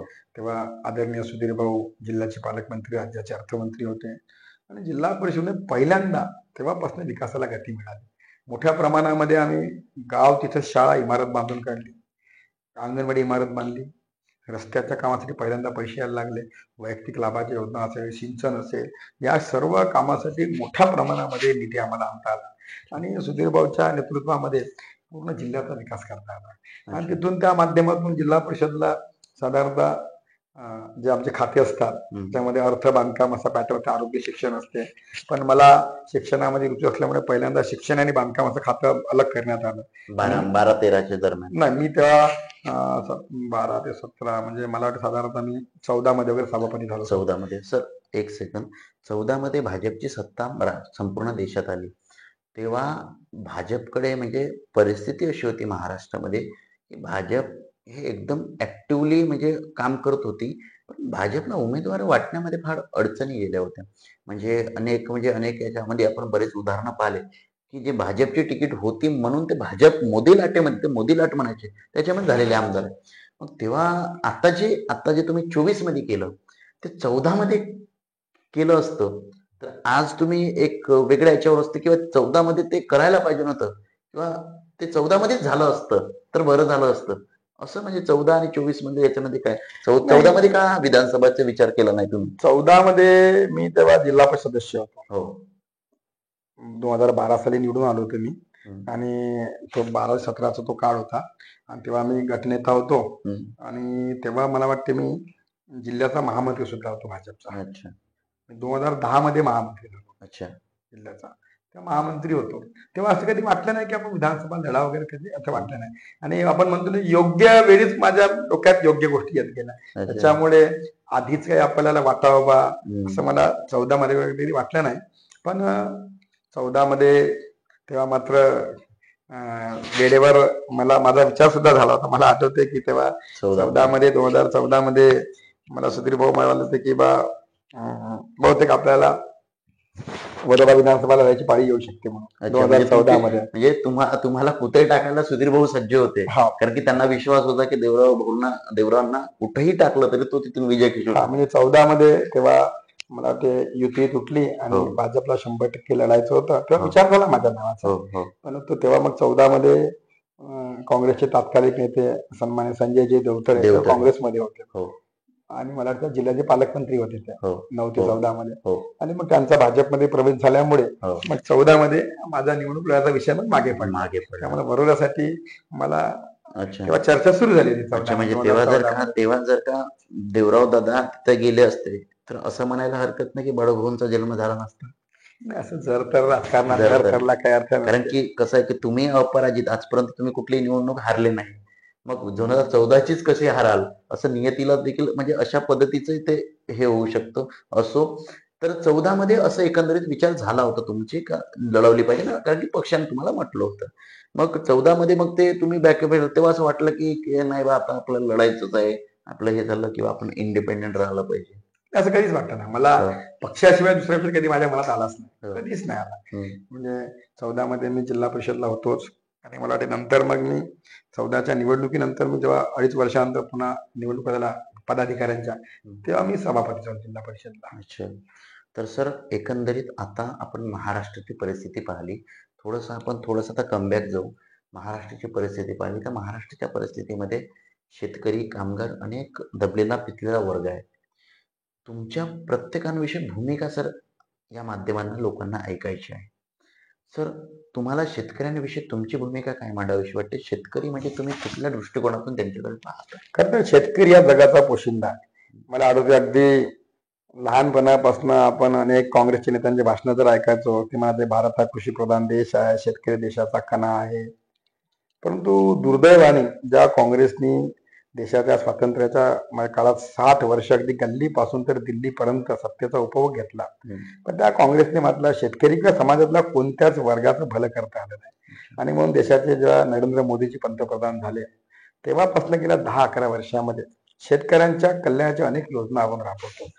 14 ते 19 मध्ये राज्यामध्ये आपलं सरकार होतं. आदरणीय देवेंद्रजी राज्याचे मुख्यमंत्री होते. सुधीर भाऊ राज्याचे अर्थमंत्री होते. त्या काळामध्ये सुद्धा शेतकऱ्यांसाठी अनेक योजना आणल्या. अच्छा. आपण त्या ठिकाणी सिंचनामध्ये मागेल त्याला शेततळे, हो. जलयुक्त शिवार सारख्या जलयुक्त योजना शिवार. आणल्या. शेतकऱ्यांचं कल्याण केलं. हं. नरेंद्र मोदीजींनी पहिल्यांदा शेतकऱ्यांसाठी प्रधानमंत्री किसान सन्मान योजनेच्या माध्यमातून हं. या देशातल्या करोडो शेतकऱ्यांना आपण किसान सन्मान योजनेचा लाभ देतो. युरिया मिळत नव्हता. काँग्रेसच्या काळामध्ये युरियासाठी ब्लॅकमध्ये युरिया घ्यावा लागायचा. हो. पण नरेंद्र मोदी यांच्या सरकारमध्ये मात्र युरिया असेल की त्या ठिकाणी पीक खतं वगैरे यांचे भाव स्थिर ठेवण्यात आले. हं. सिंचनाचे मोठे मोठे प्रोजेक्ट पूर्ण केले आपण. हं. या महाराष्ट्रामध्ये सुद्धा मोठे सिंचनाचे प्रकल्प पूर्ण करण्याचं काम आपल्या सरकारने केलं. अच्छा. आणि निश्चितच मी असं म्हणणार नाही की सारे विषय संपले. हं. पण गेल्या 60 वर्षात काँग्रेसला जे करता आलं नाही हं. तर कितीतरी पटीनं हं. सिंचन आणि शेतकरी या क्षेत्रामध्ये सरकारने काम केलं. हं. मृदू परीक्षण असेल, अनेक योजना असेल, त्याच्यानंतर सिंचन असेल, वैयक्तिक शेतकऱ्यांच्या योजना असेल, शेतकऱ्यांना बी बियाणं आहे, खते आहे, याचा मुबलक पीक साठा विमा. असेल, पीक विमा 1 रुपयामध्ये आपण पीक विमा देतो. हं. म्हणजे याच जिल्ह्याचा जर विचार केला जेव्हा विमा नव्हता तेव्हा 40,000 शेतकरी लाभ लाभ घ्यायचे. विमा आल्याबरोबर 2,72,000 शेतकऱ्यांनी लाभ घेतला. 251 कोटी रुपये आपल्या चंद्रपूर जिल्ह्यामध्ये पीक विम्याचे देता आले आपल्याला. अशा अनेक समाजातल्या प्रत्येक घटकासाठी सरकार काम करतं. आणि आता तर नरेंद्र मोदीजी आणि इकडे देवेंद्रजी फडणवीस यांच्या नेतृत्वामध्ये राज्य असेल की देश असेल, या देशातल्या राज्यातला प्रत्येक माणूस हा विकासाशी जोडला गेला पाहिजे, विकास झाला पाहिजे. आपण सुद्धा पाहतो की आज निश्चितच लोकांचं जीवनमान सुद्धा उंचावलं आहे, प्रत्येक क्षेत्रामध्ये काम केलं. एक काळ असा होता की गरिबी मोठ्या प्रमाणामध्ये, आज मात्र व्यवस्थित लोक व्यवस्थितपणे आज आपलं जीवन जगत आहे. 25 कोटी लोक हे गरिबी रेषेच्या बाहेर आले. शेवटी याचे मोजमाप करण्याचे जे काही साधन आहे त्याच्या माध्यमातून सिद्ध झालं.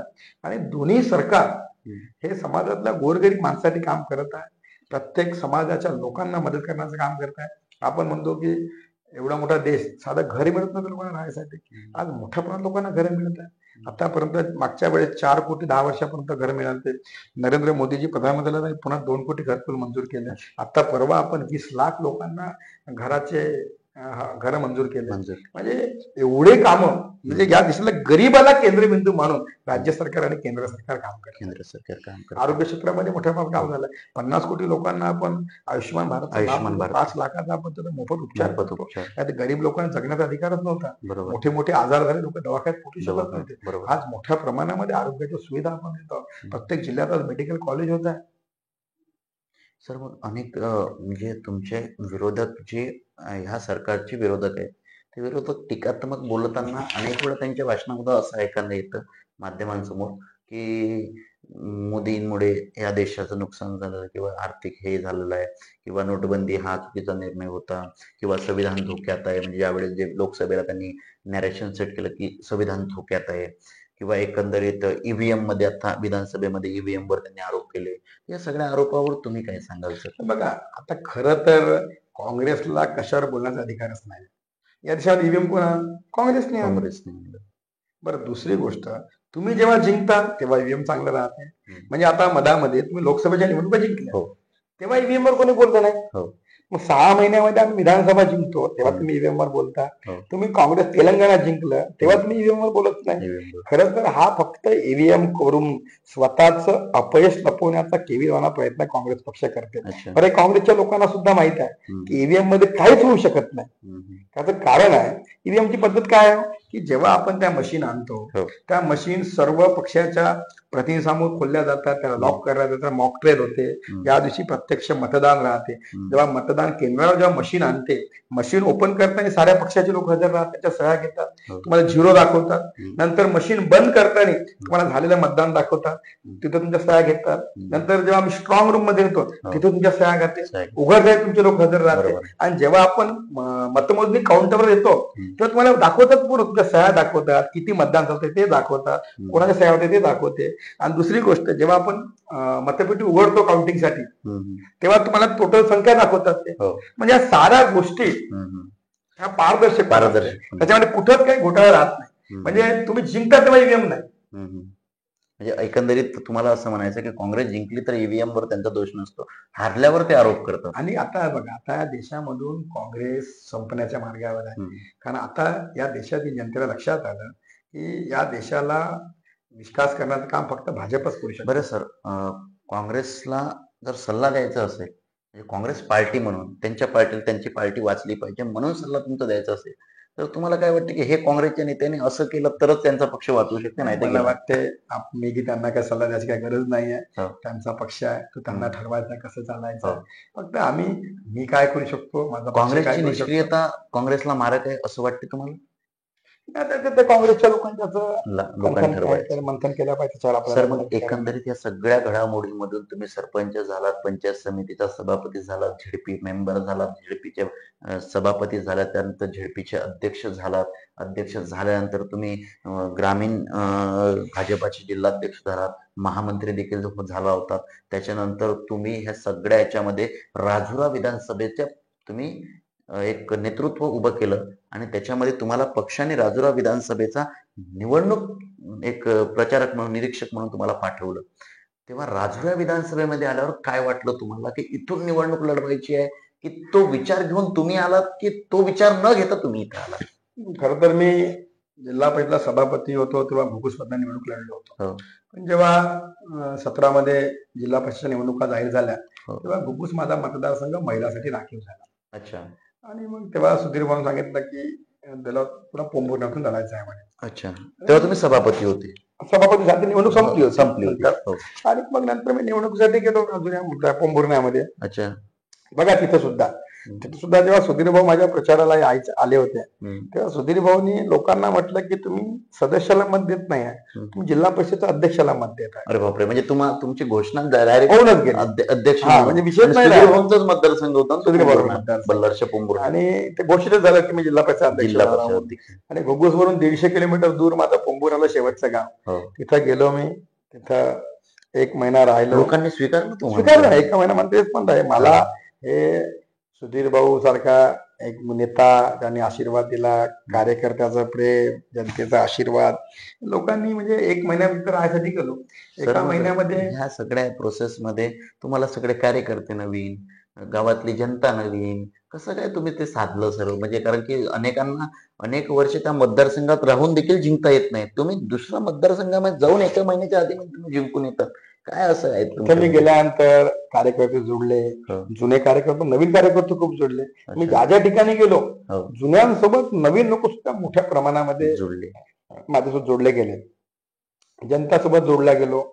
खरं तर तो मतदारसंघ माझ्याला सोपा नव्हता, पण त्या ठिकाणी काय काँग्रेसच्या बलाढ्य नेत्यासोबत माझी लढाई झाली. आणि तिथं तरी गेलो मी. मला असं काय माहित नाही, हा ईश्वराचा आशीर्वाद म्हणा, जनतेचं प्रेम म्हणा, की गेल्यावर मला असं कधी वाटलंच नाही की आपण कधी पराभूत होऊ शकतो म्हणून. म्हणजे मी माझ्या नवीन मतदारसंघ 1 महिना फक्त त्या मतदारसंघात मी राहिलो. आणि एका महिन्यात प्रत्येक गावात पोहोचलो, लोकांसोबत भेटलो, अनेक सामाजिक उपक्रमातून लोकांसोबत जोडलो गेलो. आणि त्या सुद्धा निवडणुकीमध्ये एक चांगला विजय मला प्राप्त झाला. आणि मग त्या ठिकाणी जिल्हा परिषद अध्यक्ष म्हणून पूर्ण जिल्ह्यात काम करता आलं. अनेक नाविन्यपूर्ण उपक्रम आपण त्या ठिकाणी राबवले सुधीरभाऊच्या नेतृत्वामध्ये. अनेक चांगले उपक्रम उभं राहावा. ते एक रील्स मागे व्हायरल झाली होती, बेटा हम अगर इलेक्शन में खडे है तो इसका मतलब इलेक्शन के रिझल्ट आ चुका है. तर असंच तुमच्यासोबत घडत आलं. तुम्ही उभे झाले ना विजय झाला, तुम्ही उभे झाले ना विजय झाला. म्हणजे ते रील्स तुम्हाला तंतोतंत लागू होतं असंही म्हणायला हरकत नाही. सर, मग राजुरा विधानसभेमध्ये तुम्ही म्हणजे पोंभुर्ण्यामधून तुम्ही जिल्हा परिषद लढले आणि जिल्हा परिषदचे थेट अध्यक्ष झाले आणि जिल्हा परिषद अध्यक्ष म्हणून तुम्ही काम केलं. मग आली 2024 ची निवडणूक, लोकसभा निवडणूक. लोकसभेला ऑब्व्हियसली सुधीर भाऊ उभे होते. सुधीर भाऊंचा त्या लोकसभेमध्ये कुठल्या कारणास्तव पराभव झाला. आणि मग त्यानंतर सगळ्यात मोठा टास्क होता त्या विधानसभेची. एकंदरीत सुधीर भाऊंनी माध्यमांसमोर असंही म्हटलं होतं की मला लोकसभा लढायची नाही. त्यांची इच्छाच नव्हती. इच्छा नसताना ते उभे राहिले आणि ते पराभूत झाले. मग त्याच्यामध्ये तुम्हाला त्या घडामोडीमध्ये तुम्हाला राजुरा विधानसभा लढायचीच आहे हे ठरलं होतं की मग वेळेवर 10-15 दिवसाआधी किंवा महिन्याआधी असं माहीत झालं होतं तिथून तयारी केली? खरं तर मी पक्षाचं काम करताना, मी जिल्हाध्यक्ष असताना आमचे बावनकुळे साहेब प्रदेशाचे अध्यक्ष, आताचे अध्यक्ष, त्यांनी मला नेहमी माझ्या कामाला अप्रिशिएट केलं. नेहमी त्यांनी माझ्यावर खूप प्रेम केलं. तर मी जिल्हाध्यक्ष म्हणून काम करत गेलो.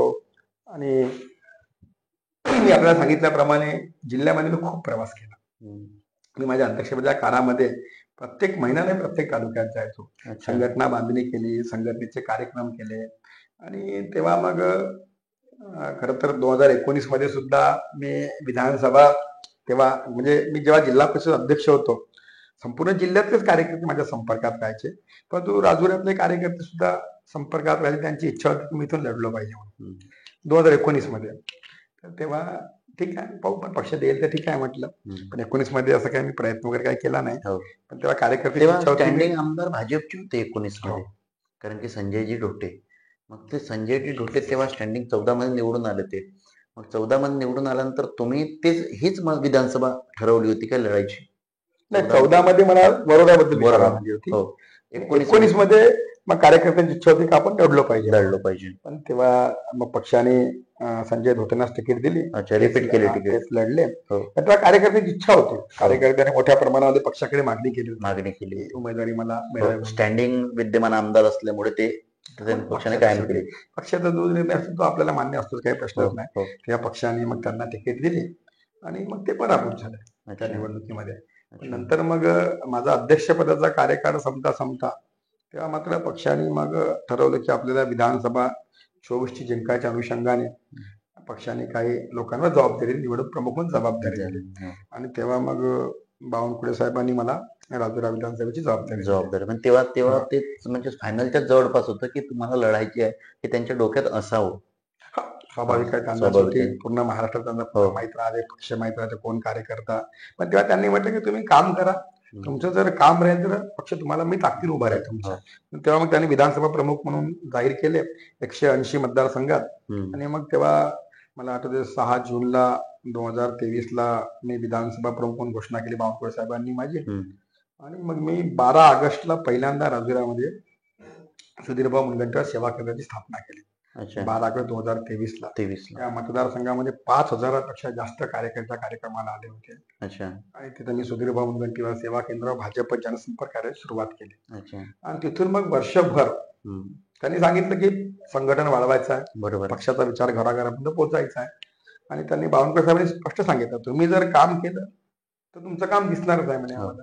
आणि जो काम करतो त्याच्या पाठीमागे मी मग उभा राहील. तेव्हा तेव्हा संजय रोटे म्हणजे होते तेव्हा ते पराभूत झाले त्यांना कुठं अनसिक्युरिटी तुमच्यामुळे झाली होती का तेव्हा तेव्हा काही त्यांची चुलूक हो, ते काही आले नाही माझ्या कार्यक्रमामध्ये. अच्छा ते हा, काही कार्यक्रमात झाले तुमच्या नाही. आले. मी त्यांना प्रत्येक कार्यक्रमाला बोलावलं. हो. इव्हन माझ्या कार्याच्या उद्घाटनाला मी सर्वांनाच बोलावलं. अच्छा. हंसराज भैयापासून संजय धोटे, खुशाल बोंडे, सुदर्शन नेमकर पक्षाचे जेवढे मी सर्वांना बोलावलं. अच्छा.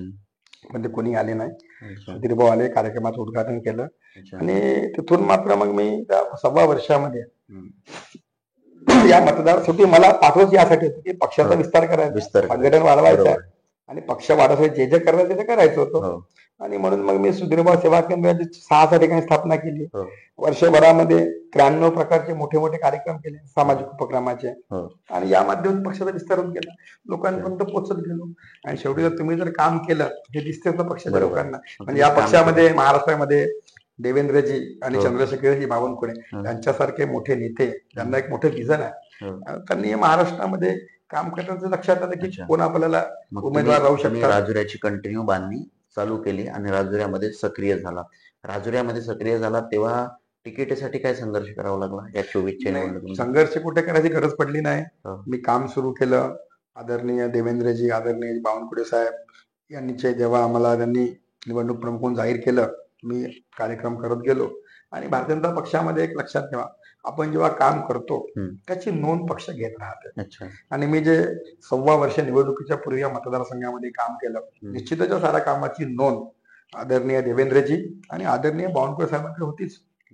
आणि त्यांच्याच आशीर्वादाने त्यांनी मला इथं पाठवलं होतं निवडणूक प्रमुख म्हणून. आणि निवडणूक प्रमुख म्हणून जेव्हा मी पहिल्या दिवशी आलो तेव्हा मात्र ठरवलं की आपल्याला विधानसभा लढायची आणि जिंकायची आहे. तेव्हा मात्र ज्या दिवशी मी आलो मी ठरवून आलो की लढायचं आणि जिंकायचंच आहे.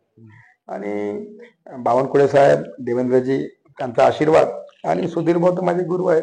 हो. सुधीरभाऊनी मला प्रत्येक पावलोपावली त्यांचं मार्गदर्शन, त्यांचा आशीर्वाद हे मला मिळत गेला. आणि ते मी नेहमी माझ्या पाठीमागे ताकदीने उभे राहिले. तिकीटसाठी सुद्धा सुधीरभाऊ ताकदीने उभे होते. अच्छा. ठीक आहे, शेवटी पक्षामध्ये सर्वांना तिकीट मागण्याचा अधिकार आहे. अधिकार. प्रयत्न केले तेवढे पाहिजे. संजय धोटेंनी प्रयत्न केले केले होते, त्यांनी केले प्रयत्न केले. हो, कारण की त्याच्याबद्दल मला काही तेच दुःख वाटत दावेदार नाही. होते ना म्हणजे हे असं बघा, पण मला फक्त मी वर्षभर जेव्हा इथं काम केलं काम केलं. मी सर्वांना बोलवायचो. बरोबर आहे. म्हणजे पण ते पक्षांतर यायचे ते कधी आले नाही. आले नाही. त्यांनी यायला पाहिजे होते. ते खंत होती तुम्हाला, का बरं येत हा, मी तर तेव्हा तर काही उमेदवार नव्हतो, मी निवडणूक प्रमुख होतो. हो. आणि निवडणूक प्रमुखाचं काम काय की पक्षाचं संघटन वाढवणं. संघटन आता संघटन वाढवण्याकरता जे जे कार्यक्रम करायचे मी ते कार्यक्रम केले. बरोबर. आणि त्या प्रत्येक कार्यक्रमाला हो. मी तुम्ही या त्यांना सर्व बोलवलं. प्रमुख नेत्यांना बोलवलं. म्हणजे अनेकदा हंसराज भैयांना बोलावलं, हो. संजय धोटेंना बोलावलं, सुदर्शन भैया नेमकरांना यायचे का? बोलावलं. भैया नाही आले, अच्छा. खुशाल बोंडेंना भैया बोलावलं. म्हणजे भैया म्हणजे माझ्या प्रत्येक कार्यक्रमामध्ये माझ्या ऑफिसमध्ये सर्व नेत्यांचे फोटो होते. अच्छा. म्हणजे भैया मी जेव्हा कारण काय? मी जेव्हा मोठं उद्घाटन केलं हम्म. तेव्हा सर्व नेत्याचे कटआउट लावले मी. अच्छा. म्हणजे कुठंच कमी केलं नाही. कुठे कमी? सर्व म्हणजे सुधीरभाऊ तर माझे गुरु आहे, पण मी हो. भैयांना सुद्धा नेहमी सन्मानच दिला. सन्मान. मी भैयांबद्दल कधी कधी कुठेच काही अच्छा. ठेवत नाही मनामध्ये, चिंतू अच्छा. म्हणतो तुम्ही नाही. भैयांना कॉल केला, भैया आले नाही. भैया नाही. न येण्याचं कारण काय? आता ते त्यांचा- त्यांचं माहिती. मी माझं काम केलं. बरोबर. मी माझ्या प्रत्येक कार्यक्रमात प्रोटोकॉल मेंटेन करायचे, फोटो टाकायचे. प्रत्येक कार्यक्रमामध्ये या सर्व नेत्याचे फोटो टाकायचे. म्हणजे हंसराज भैया आणि असेल, तुम्ही संजय कधी धोटे, म्हणजे चुकला नाही म्हणजे सुदर्शन निमकर, खुशाल मुंडे सर्वांनी फोटो टाकायचे. सर्व. त्यांना बोलवायचो, स्वतः फोन करायचो. हो, हो. स्वतः फोन करायचो. अच्छा. सुदर्शन नेमकर 1-2 कार्यक्रमाला आले, पण बाकी मात्र हंसराज भैया, संजय धोटे, खुशाल बोंडे हे मात्र कधी कोणत्या कार्यक्रमात आले नाही. आले नाही. कधीच नाही आले. बरोबर. पण मी त्यांना म्हणजे नाही आले ठीक आहे, मी माझं काम करत गेलो. आता आपण तुम्ही आपलं काम एखादा करायचं. कार्यक्रम घेतला आमदार झाल्यानंतर, तर आता तुम्ही त्यांना बोलवणार आहे? नाही, आता मी असं त्यांना बोलवत नाही की खरं तर पक्षात तिकीट मागायला प्रत्येकाला अधिकार आहे, मागितलीच पाहिजे. बरोबर आहे. म्हणजे संजय धोटे तिकीट मागितली, मला वाईट नाही वाटणार. बरोबर. अधिकार आहे, अधिकार. मागितलंच पाहिजे. निमकरांनी मागितली काही अडचण नाही. परंतु उमेदवारी जाहीर झाल्यावर हो. महाराष्ट्रामध्ये पहिली एकमेव विधानसभा आहे की ज्या विधानसभामध्ये सुदर्शन निमकर, खुशाल बोंडे आणि संजय धोटेंनी माझ्या विरुद्ध प्रेस कॉन्फरन्स घेतली. अच्छा. उमेदवारी जाहीर झाल्यानंतर झाल्यावर माझ्या विरुद्ध प्रेस अच्छा. कॉन्फरन्स घेतली की हे अच्छा. पार्सल उमेदवार आहे, आम्हाला चालणार नाही वगैरे वगैरे. हम्म. असं कधी होत नाही. बरोबर आहे. मग शेवटी पार्टीचा आदेश पक्षाच्या बरोबर धोरणाविरुद्ध धोरणाविरुद्ध झालं. हो, त्या धोरणाविरुद्ध काम काम केलं. आणि मग त्यांना अनेकदा आदरणीय देवेंद्रजी त्यांना फोन तुमच्या करून सांगितलं. निवडणुकीच्या प्रचारामध्ये सुधीर त्यांचा भाऊ कुठे होते. सक्रिय त्यांचा सहभाग नव्हता. माझ्या निवडणुकीच्या नेत्यांचा कोणाचा सहभाग नव्हता, कोणीच अच्छा. नव्हते. अच्छा, फक्त एक सुधीर भाऊ हा. तुमच्या सोबत होते. बाकी कोणी काही प्रचारात काही सहभागी नव्हते. अच्छा. इव्हन चंद्रशेखर बावनकुळे साहेबांनी सुद्धा यांना फोन केला होता की तुम्ही प्रचारात कामाला लागा, हो. एक प्रेस घ्या. हम्म. फडणवीस साहेबांना सांगितलं, सुधीर भाऊनी सांगितलं, पण या लोकांनी काही प्रेस घेतली नाही आणि त्यांनी त्यांचं काम केलं. हो. आपण आपलं काम केलं. खरं तर नियतीला असं वाटलं होतं की तुम्ही इथे यावं, तुम्ही निवडणूक लढवा, आणि शेवटी तुम्ही निवडणूक जिंकून दाखवली. म्हणजे ज्या पद्धतीने तुम्ही एकही निवडणूक पराजित झाले नाही, त्याचप्रमाणे ही सुद्धा निवडणूक पराजित झाली नाही. या निवडणुकीमध्ये तुम्ही काम करत असताना अनेक म्हणजे बाकीच्या निवडणुकीपेक्षा ह्या निवडणुकीत थोडासा अडचणीचा सामना तुम्हाला करावा लागला. म्हणजे तुमच्याच लोक तुमच्याच विरोधात पत्रकार परिषद घेतली त्यांनी, तुमचेच लोक तुमच्याच विरोधात उठून उभे राहिले. तुमचा प्रचार न करणं किंवा वरच्या नेत्यांमध्ये हे म्हणजे हे होणं. सर, एकंदरीत असा सगळा विषय पाहिला, तसाच विषय एक चंद्रपूरमध्ये सुद्धा झाला, माध्यमांमध्ये सगळा हे झाला होता. तुमचेच मित्र ब्रिजभूषणजी पाझारे आहेत, तुमच्याच गावचे आहे, गुगुजचे नकोड्याचे. तर त्यांच्यावर म्हणजे त्या म्हणजे ते उमेदवार असे म्हटलं जातं ते माध्यमांमध्ये की पार्सल उमेदवार आहे. आता हे पार्सल उमेदवार ज्याप्रमाणे तुमच्यावर आरोप झाला त्याप्रमाणे त्यांच्यावरही झाला होता. तर मग ते तिथं भाजपमध्ये आले, तिकिटीला विरोध झाला, मग त्याच्यानंतर तिकीट मिळालं, ते आमदार झाले. त्यावेळेस ब्रिजभूषण पाझारेंनी अपक्ष उमेदवारी दाखल केली होती. आता अपक्ष उमेदवारी दाखल केल्यानंतर तिथं झालं असं की त्यांच्यासोबत पक्षाचा बॅकअप नव्हता, कारण की अपक्ष उमेदवार होता शेवटी. मग अशा वेळेस ते कुठेतरी नाराज झाले किंवा हे ते. हा कार्यकर्त्यावर तुम्हाला काय वाटते, का अन्याय झाला का? कसं असते, पक्षामध्ये काम करताना आपण भारतीय जनता पक्षाचं वैशिष्ट्य काय, काम करत राहायचं, एक ना एकदा तुम्हाला संधी मिळते. आणि त्या केसमध्ये त्यांना तिकीट मिळायला पाहिजे का, मिळायला पाहिजे. पण जेव्हा पक्षाने निर्णय घेतो तो निर्णय प्रत्येकाला मान्य करावा लागतो. जेव्हा पक्षाने निर्णय केला किशोर जोरगेवारांना उमेदवारी द्यायचा, त्याचं स्वागत काही प्रश्नच नाही. आणि तशा वेळी मग त्यांना दिल्यानंतर उमेदवारी मग ब्रिजभूषण पाझारेंनी मात्र तो बंडखोरी करायला नव्हती पाहिजे. शेवटी पक्षाचं काम करताना प्रत्येक गोष्ट आपल्या मनासारखी होत नाही ना. 2021 मध्ये मला तिकीट नाही मिळाली. त्याचं काय, पक्षात काम करताना मला वाटतं मी खूप योग्य आहे, पक्षालाही वाटलं म्हणजे मी योग्य आहे. आपण फक्त आपल्या अँगल शेवटी पार्टीचा निर्णय हे अंतिम निर्णय अंतिम असणार. शेवटी पक्ष करते, चांगल्यासाठी करते आणि पक्षाचा निर्णय प्रत्येकाला मान्य करावा. बरोबर आहे. मग सर, निवडणुकीमध्ये तुम्ही जेव्हा उभे झाले, तुम्ही हे केलं, नामांकन दाखल केलं, त्याच्यानंतर प्रचार केला आणि त्याच्यामध्ये वातावरण असं होतं, तिरंगी लढत होती. एक शेतकरी संघटनेचे वामनराव चटप होते, जे विधानसभेमध्ये अनेक वर्ष त्यांनी सुद्धा कार्यकाळ काढलेला होता. सुभाषजी ढोटे होते, जे काँग्रेसचे जिल्ह्याचे अध्यक्ष होते, काँग्रेसच्या जिल्ह्याचं नाव होतं ते होते. म्हणजे दोन्ही तुमच्याकडे, एक संघटनेचे नेते, एक काँग्रेसचे नेते आणि नौखे तुम्ही या मतदारसंघासाठी. तर मग हे सगळ्या याच्यामध्ये लढत असताना इथं तुम्हाला असं वाटलं की म्हणजे एकंदरीत अशी लढत म्हणत होते की चटप वर्षच धोटे आहेत, अशी समीकरण झालं होतं, जिथे तुम्हाला थोडंसं म्हणजे तुम्ही बॅकफुटला जाताना दिसत होते, परत कमबॅक झाला. आणि मग हे सगळ्या प्रोसेसमध्ये तुम्ही तुमचा स्टँड किंवा तुमची भूमिका काय काय मांडत होती, किंवा तुम्ही कुठल्या अँगलने जनतेपर्यंत गेले? आता हे तर सांगू शकत नाही की मी या मतदारसंघात अनेक वर्षापासून कार्यरत आहे, तुम्ही नव्हते होते. मग ह्या याच्यामध्ये कसं काय तुम्ही हँडल केलं? खरं तर या मतदारसंघामध्ये तसा मतदारसंघ बघितला तर या मतदारसंघामध्ये नेहमी काँग्रेस किंवा शेतकरी संघटनेचं प्राबल्य राहिलं, नेहमीच प्राबल्य, यात काही दुमत नाही. भाजपचं संघटन सुद्धा फार कमकुवत होतं. आणि अशा ठिकाणी मी निवडणूक लढण्यासाठी येणं म्हणजे काही सोपी गोष्ट नव्हती. कदाचित म्हणून मला पाठवले असेल पक्षाने. हो. शेवटी पक्ष सुद्धा सर्व माहिती बरोबर मला आहे. पाठवते. जिथं बाकी गोष्टी शक्य नाही तिथे, कारण की तुमच्याकडे अनुभव होता, तिकडे हे होतं आणि म्हणून त्याच्यानंतर. पक्षाने जेव्हा मला इथं विधानसभा निवडणूक प्रमुख म्हणून पाठवलं, हो. मी 12 ऑगस्ट 2023 पासून तर मला उमेदवारी जाहीर होतपर्यंत मी अनेक लोकसेवेचे उपक्रम राबविले या मतदारसंघामध्ये. या मतदारसंघामध्ये सेवेच्या राजकारणाला सुरुवात केली. हम्म. खरं तर तुम्ही जर माझं कार्यालय बघितलं, हो. ज्या कार्यालयामध्ये आम्ही जनतेची सेवा करतो, हो. असं कार्यालय आजपर्यंत या भागात कोणीच सुरू केलं नाही. अच्छा. ज्यांना जे निवडून गेले त्यांना सुरू करता आलं नाही. अच्छा. म्हणजे त्या केंद्राच्या माध्यमातून मी 1 लाखापेक्षा लोकांना सेवा दिली आतापर्यंत, अरे बापरे. सर्व पूर्ण मतदारसंघामध्ये. हो, हो. मग ते सेवेचं नवीन त्या मॉडेल याच्यामध्ये काय जनतेने काय बघितलं. काय काय होते त्या कार्यालयामध्ये? त्या कार्यालयामध्ये जो कोणी व्यक्ती येतो हम्म. त्याला आम्ही प्रत्येक गोष्टीची मदत करतो. अच्छा. त्याला शासकीय जे आपल्या योजनाच्या मदतीपासून त्याला जे काही आरोग्याविषयी. डॉक्युमेंट काढायचे असते, आरोग्याचे असेल, शेतीत जे काही शासनाच्या योजना, हा. प्लस सोबत तुम्हाला जिथं कुठं मदतीची गरज आहे गरज ते आहे. सारे आम्ही त्या कार्यालयातून करतो. म्हणजे एक प्रकारचा जनता दरबार, जनतेच्या सेवेचं कार्यालय. अच्छा. आणि तो आणि- कायमस्वरूपी चालू असतो काय की? आणि तो एक नवीन कॉन्सेप्ट या मतदारसंघासाठी हो, होता. हो, हो. खरं तर ते पहिल्यांदा बघितलं हो, लोकांनी. कारण की आपण पाहिलं की म्हणजे माझ्या मी आता बरेच विदर्भ फिरलेलो आहे. हे फार कमकुवत होत आहे. म्हणजे कोणी साधा आमदार झाल्यानंतर पक्षाचं कार्यालय सुद्धा खुलत नाही. जनता दरबार आणि रोज खोलणार, रोज तिथं कर्मचारी आणि असणार. जे काही आम्ही मोफत सेवा देतो लोकांना सर्व. अच्छा. तुम्हाला दाखला काढायचा आहे, अच्छा. सर्टिफिकेट काढायचं मग आहे, त्यासाठी तुम्ही पैसे घेत नाही, चार्ज? जे काही सरकारी किंमत आहे हो. तेवढीच फक्त. अच्छा. म्हणजे हा. जे काम 20 रुपयात सरकारच्या किंमतीत बाहेर ते 100 रुपये लागतं. 100 रुपयाला, आमच्याकडे फक्त 20 रुपये 20 घेतात. रुपये. आणि अशा पद्धतीनं नवीन एक सेवेचा एक नवीन सेवा. उपक्रम, नवीन पायंडा या मतदारसंघामध्ये आपण सुरुवात केला. बरोबर आहे. निश्चितच ते लोकांना आवडलं. शेवटी हा राज्यातला सर्वात मोठा मतदारसंघ आहे. 417 गाव आहे, लहान मोठी 4 तालुके आहे, हम्म. 2 नगरपालिका, 3 हो, 4 नगरपंचायत आहे. तालुके आहेत. एवढा मोठा मतदारसंघ, 150 किलोमीटरच्या मोठं अंतर आहे. हो. या मतदारसंघात मी वर्षभरात पोहोचू शकत नव्हतो. नव्हतं. पण निश्चितच कामाच्या माध्यमातून, लोकांच्या सेवेच्या माध्यमातून, संपर्काच्या माध्यमातून, आणि निश्चितच मी आमदार असताना सुद्धा, जिल्हा परिषद अध्यक्ष म्हणून सुद्धा बरेचदा या गावात म्हणजे या मतदारसंघात लोकांना मदत करता आली. विविध विकास कामं करता आली, कोणाची वैयक्तिक कामं करता आली.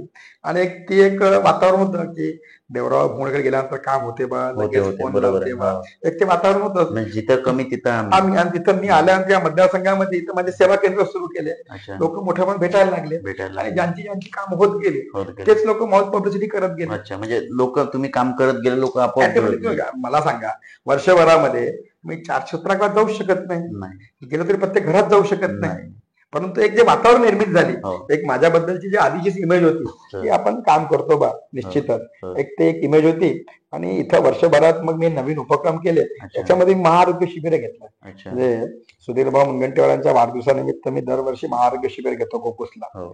नंतर मग मी ते पोंभुर्णा माझा मतदारसंघ तिथं घ्यायला लागलो. अच्छा. आणि इथं सुद्धा मी मग राजुऱ्यामध्ये हो. वर्षभरामध्ये 6 ठिकाणी आरोग्य शिबिर घेतले. हम्म. गोंडपिपरी, राजुरा, जिवती, कोरपणा, गडचांदूर अच्छा. या भागामध्ये. आणि आरोग्य शिबिर कशी, अगदी नखापासून तर केसापर्यंत किती बापरे. मोठा आजार असेल, हो. मोफत मोफत. शस्त्रक्रिया करून अच्छा. घेतली. म्हणजे म्हणजे कुठली आपल्याला मी सांगतो, मी 6 ठिकाणी आरोग्य शिबिर घेतले, 30,000 रुग्णांची तपासणी केली अरे बापरे. पूर्ण 6 ठिकाणी. अच्छा. म्हणजे वेगवेगळ्या याच्या बिमारी. वेगवेगळ्या दिवशी कोणती बिमारी असो, अच्छा. कॅन्सर सारख्या व्हॅन आणल्या मी, ईसीजी अच्छा. मशीन, अच्छा. ईसीजी, त्याच्यानंतर तुमचे म्हणजे ज्या मतदारसंघामध्ये ह्या गोष्टी लोकांनी म्हणजे विचार सुद्धा केला नव्हता, त्या गोष्टी तुम्ही लोकांना दिल्या. 2700 लोकांच्या मी मोठ्या मोठ्या शस्त्रक्रिया करून दिल्या. अरे बाप. 2700. इथं रुग्ण माझ्या फार ऑफिसमध्ये आकडा गोळा फार व्हायचे, मोठा आहे. हा. इथं गोळा व्हायचे, त्यांना अच्छा. आम्ही गाडीत बसवून न्यायचो, हो. त्यांना हॉस्पिटलला घेऊन जायचं, हॉस्पिटल हो. करत ऑपरेशन केलं की पुन्हा इथं आणून सोडायचो. शेवटी जनता 2700. नेता हा जनतेचा सेवक असतो, हे तुम्ही त्या ठिकाणी जनतेला दाखवून दिलं की आम्ही तुमच्या सेवेसाठी आहे. हे केलं. त्याच्यानंतर मी आमच्या रक्षाबंधनचे कार्यक्रम घेतले, हो. मोठ्या पण महिला गोळ्या झाल्या. हो. त्याच्यानंतर महिलांचे सांस्कृतिक कार्यक्रम केले, संस्कृती. म्हणजे महिलांना मंच उपलब्ध करून देण्याचं काम केलं. हो. कधी आपली महिला चूल आणि मूल, कधी घरात लग्नानंतर शेवटी आपल्या संसारात आपण गुंतून जातो, बरोबर आहे. ती महिला येऊ शकत नाही, अशा महिलांना मी स्टेज उपलब्ध करून दिला. अच्छा. आणि त्या ठिकाणी 2-2 दिवस महिलांचे 5-5 हजार महिलांच्या गर्दीत कार्यक्रम. अच्छा. त्याच्यानंतर आपलं राम मंदिराची स्थापना झाली होती राजुरासारख्या शहरामध्ये 3 दिवस आम्ही विविध सांस्कृतिक धार्मिक कार्यक्रम केले. अच्छा. या सर्व एकंदरीत कार्यक्रमातून म्हणजे लोकांच्या काळजामध्ये हात घालून तुम्ही लोकांच्या समस्या म्हणजे जाणून घेतल्या. गणपती सजावट स्पर्धा घेतली विधानसभेत, हो. दुर्गादेवी सजावट स्पर्धा घेतली, अच्छा. तानापोळा सजावट स्पर्धा घेतली, अच्छा. मोठापोळा सजावट स्पर्धा घेतली. हो. काहीच सोडलं नाही. म्हणजे एक तुम्हाला जे करता आलं ते सगळं आहे ना तुम्ही केलं. संक्रांती निमित्त महिलांचे कार्यक्रम घेतले, काही जागतिक महिला दिनानिमित्त कार्यक्रम घेतले. बरोबर आहे. आणि हे करून सर्व समाजाला मोटिवेट, आपण एक निमित्त बनून समाज एकत्र आला पाहिजे, आला चांगले कार्यक्रम याच्या माध्यमातून एक वेगळी वातावरण निर्मिती झाली. बरोबर. आणि या मतदारसंघामध्ये बाहेरचा माणूस येऊन जिंकणं आणि ते वर्षभरात साधी गोष्ट आहे. याचा विधान म्हणजे आपण पाहतो की महाराष्ट्राच्या राजकारणामध्ये अजित पवार 1.25 लाखाच्या लीडने निवडून येतात, पण त्यांना जर का मतदारसंघ बदलवतो म्हणलं त्यांची सुद्धा धाकधूक होते, कारण वाढते. त्यांनी त्यांच्या भाषणामध्ये सांगितलं होतं, मला दुसऱ्या मतदारसंघात जाऊन लढणं साधे नाहीये. बरोबर आहे. तर तुम्ही म्हणजे एकंदरीत त्या चंद्रपूर मतदारसंघ सोडून राजुऱ्या मतदारसंघामध्ये येऊन इथं काम करून इथं विजय खेचून आणला. आणि याच्यामध्ये शेतकरी संघटना, काँग्रेसची ताकद, माझ्या पक्षाच्या काही वरिष्ठांचा मला विरोध, सगळं शेवटी वातावरण दूषित होतं ना. शेवटी त्या ठिकाणी माझ्या विरुद्ध पत्रकार परिषद घेतली, उमेदवारी जायचा, त्याच्या बातम्या सारा इलेक्ट्रॉनिक मीडिया, प्रिंट मीडिया आला, जनतेमध्ये संभ्रम, कार्यकर्त्यांमध्ये संभ्रम. अनेक लोकांना वाटायचं ना, अरे पक्षाचे मोठे त्यांच्या सोबत नाहीये. स्वाभाविक आहे, मग ते निवडणूक फरक पडतो. बरोबर आहे. आणि तो फरक पडला ना, फरक पडला. त्याचं सोबत होतं, पण माझा मोठा विजय झाला असता. पण शेवटी निवडणुकीमध्ये या अशा विरोधात जेव्हा पक्षाचे नेते जातात, तर त्याचा फटका बसतो. अशा या वातावरणामध्ये जनतेच्या आशीर्वादाने ही लढाई तुमची न ठेवता ही जनतेची लढाई केली होती. जनतेची लढाई आणि जनतेच्या हक्कासाठी. म्हणजे तुम्ही आमदार होणं यापेक्षा काम करणारा माणूस इथं आमदार असणं, हे जनतेला तुम्ही दाखवून दिलं की आजपर्यंत तुम्ही आमदार पाहिलेत, आता हे काहीतरी वेगळा आमदार बघून तर पहा, म्हणून तुम्ही केलेला हा प्रयत्न होता. अगदी बरोबर. आणि जनतेने निवडणूक अंगावर घेतली. आणि जनतेने ठरवलं, मग कोणी थांबवू शकत नाही. सर, मग याच्यामध्ये एकंदरीत प्रचार चालू होता, काही अपक्ष म्हणजे वंचित होते, इथे संभाजी ब्रिगेडने देखील एक चळवळीच्या लोकांना एकत्र घेऊन केलं होतं. असे वेगवेगळे हे, त्याच्यामध्ये तुम्ही उभे होते. आणि या सगळ्या याच्यामध्ये मग सभा झाल्या. मला वाटते बच्चू कडू देखील इथं आले होते, राजू शेट्टी देखील आले होते, तर स्वतः काँग्रेसचे तेलंगणाचे मुख्यमंत्री रेवंत रेड्डी आले होते. मग ह्या सगळ्या प्रकरणामध्ये तुम्ही विजय झालात. हे खरंच महाराष्ट्राच्या राजकारणामध्ये एक आदर्श देण्याला एक व्यक्तिमत्व आहे. कारण की अनेकांना असा निवडणुकी संदर्भात संभ्रम असतो की मी निवडून येणार का नाही, तर त्यांना एकच आठवायचं की देवराव भोंगडे कसे निवडून आले. बरोबर. तुम्ही काम करत जा, लोक आपोआप हे म्हणजे तुम्हाला स्वीकारत जातील. ते एक मन आहे, सर मैं तो अकेला ही निकल पडा था गली, लोक साथ आते गए और कारवा बनता गया. असं तुमच्या व्यक्तिमत्वामध्ये झालं. आणि सर, मग हे करत असताना तुमच्यावर असा आरोप झाला त्या पिरियडमध्ये, म्हणजे निवडणुकीचा निकाल लागल्यानंतर जेव्हा उमेदवार पडले, जे विद्यमान आमदार होते ते पडले, कारण की आमच्याच पॉडकास्टवर त्यांनी मुलाखत गेली, त्यांचा असा आरोप होता तुमच्यावर की एकंदरीत आदल्या दिवशी पैशांचा वाटप झाला, जे लोकशाहीला मारक आहे ते त्यांनी केलं, ईव्हीएम मध्ये फरक होता, आणि बाहेर राज्यातूनही काही लोक आले. तर काय वाटतं सर, तुम्ही याच्यावर काय उत्तर द्याल त्यांना? एकतर काँग्रेसची नेहमी सवय राहिली की हारल्यानंतर खापर मात्र काहीतरी करायचं. आता ईव्हीएमचा विषय तुम्हाला माहित आहे, संपूर्ण देशामध्ये ईव्हीएम चालू आहे. आम्ही अनेक राज्य जिंकत होतो, आम्ही दिल्लीकडे जिंकत होतो, दिल्लीत आमच्या 7 लोकसभा जिंकायचो, विधानसभा आम्ही हारायचो. शेवटी तिथं कार्यकर्त्यांनी काम केलं, मोदींचं विजन होतं, आपण दिल्ली विधानसभा. ईव्हीएम अत्यंत पारदर्शकपणे काम करते. ईव्हीएम वर ठपका देऊन फक्त स्वतःचं अपयश लपवण्याचं काम काँग्रेसचे नेते करतात. आणि बाहेर राज्यात यायला बाहेर राज्यात लोक कशाला येणार आहे, काही कारणच नाही. इथं या विधानसभेत आरोप कसा आहे बघा, हारल्यानंतर आरोप करायला स्वतःचं अपयश लपवायचं आणि दुसऱ्यावर बोट टाकवायचं. आणि माझा स्वभाव आहे, विजय आमचा पराभव आहे आमचा, आम्ही काम करतो. आणि मी तुम्हाला सांगितलं, मी जेव्हा या विधानसभेत पाऊल ठेवलं, मी त्या दिवशी ठरवलं होतं की मला निवडणूक जिंकायचीच आहे. आणि त्या वर्षभरात मला कोणीही जरी भेटलं, मी प्रत्येकाला सांगायचं मी जिंकायसाठी चाललो, लोकांच्या सेवेसाठी आलो. मी काम केलं वर्षभर, त्यांना काम दिसलं नाही. आणि मी तुम्हाला सांगितलं, पहिल्यांदा सेवेचं राजकारण या मतदारसंघात त्याच्यावर कोणीच लक्ष देत नाही. आणि मी निवडणुकीत जिंकल्या बरोबर मात्र मग कोणी काय म्हणते, बाहेर राज्यातले लोक आणले. अरे कशाच मी दिलं बाहेर राज्यातल्या लोकांना, लोक काय पागल आहे का, बाहेर राज्यातल्या लोक मतदान केलं का त्यांनी? शेवटी मतदार तर आपल्याच राज्यातले, आपल्याच मतदारसंघातले आहे ना. आणि शेवटी हे नेहमीची स्टाईल आहे. पराभूत झालो की आम्ही पैशामध्ये काही बोललो, तुम्ही काय केलं, तुम्ही काय पैसे नाही खर्च केले, तुम्ही पैसे नाही वाटत का? परंतु इथं कसं आहे, काँग्रेस किंवा पराभूत उमेदवाराची मानसिकता काय असते, मी फार चांगलो पण मी हारलो कशामुळे, ईव्हीएम मुळे हारलो, बाहेर राज्यातले दुसऱ्यांना पैसे वाटले, हे ठरलेले कारण आणि त्याच्या बाहेर ते निघायला तयार नाही. आणि म्हणून मला ते काय म्हणतात त्याच्याशी काही करायचं नाहीये. मी जनतेसाठी इथं आलो, जनतेने मला ऍक्सेप्ट केलं, जनतेसाठी मी काम करतो. आणि मला तर एवढ्या मतदारसंघात जनतेने भरभरून दिलं.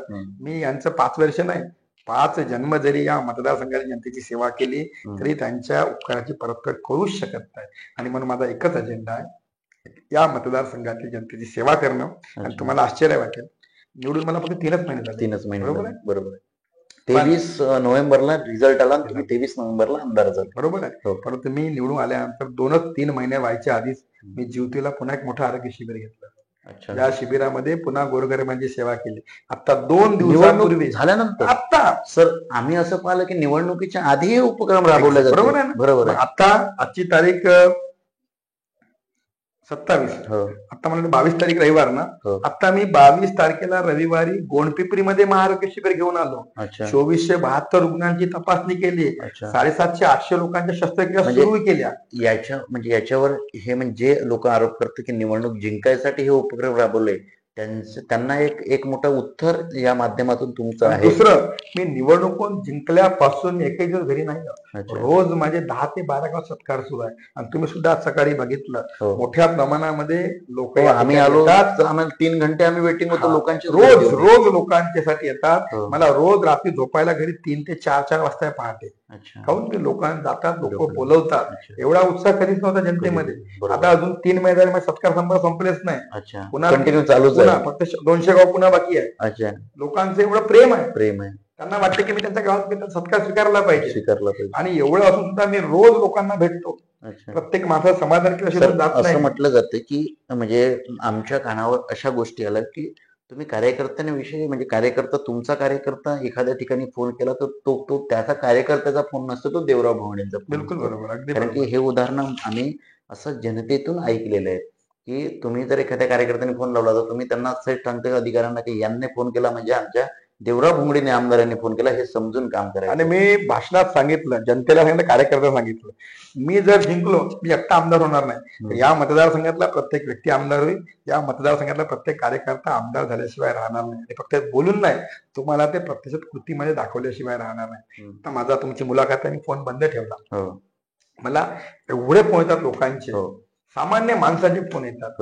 आणि मी प्रत्येकाला मदत करण्याचा प्रयत्न. नेटागट्टा घ्यायला तुमच्या कॉल केला तुम्हाला, तर तेव्हा सुद्धा आम्हाला तुम्ही म्हणजे त्या रिस्पेक्टफुली बोलले, किंवा आम्ही ज्या पद्धतीने कॉल केला, आम्ही अनेक नेत्यांना कॉल करतो, त्यांची उत्तर तुमच्या उत्तरामध्ये अनेक तफावत आम्हाला जाणवली.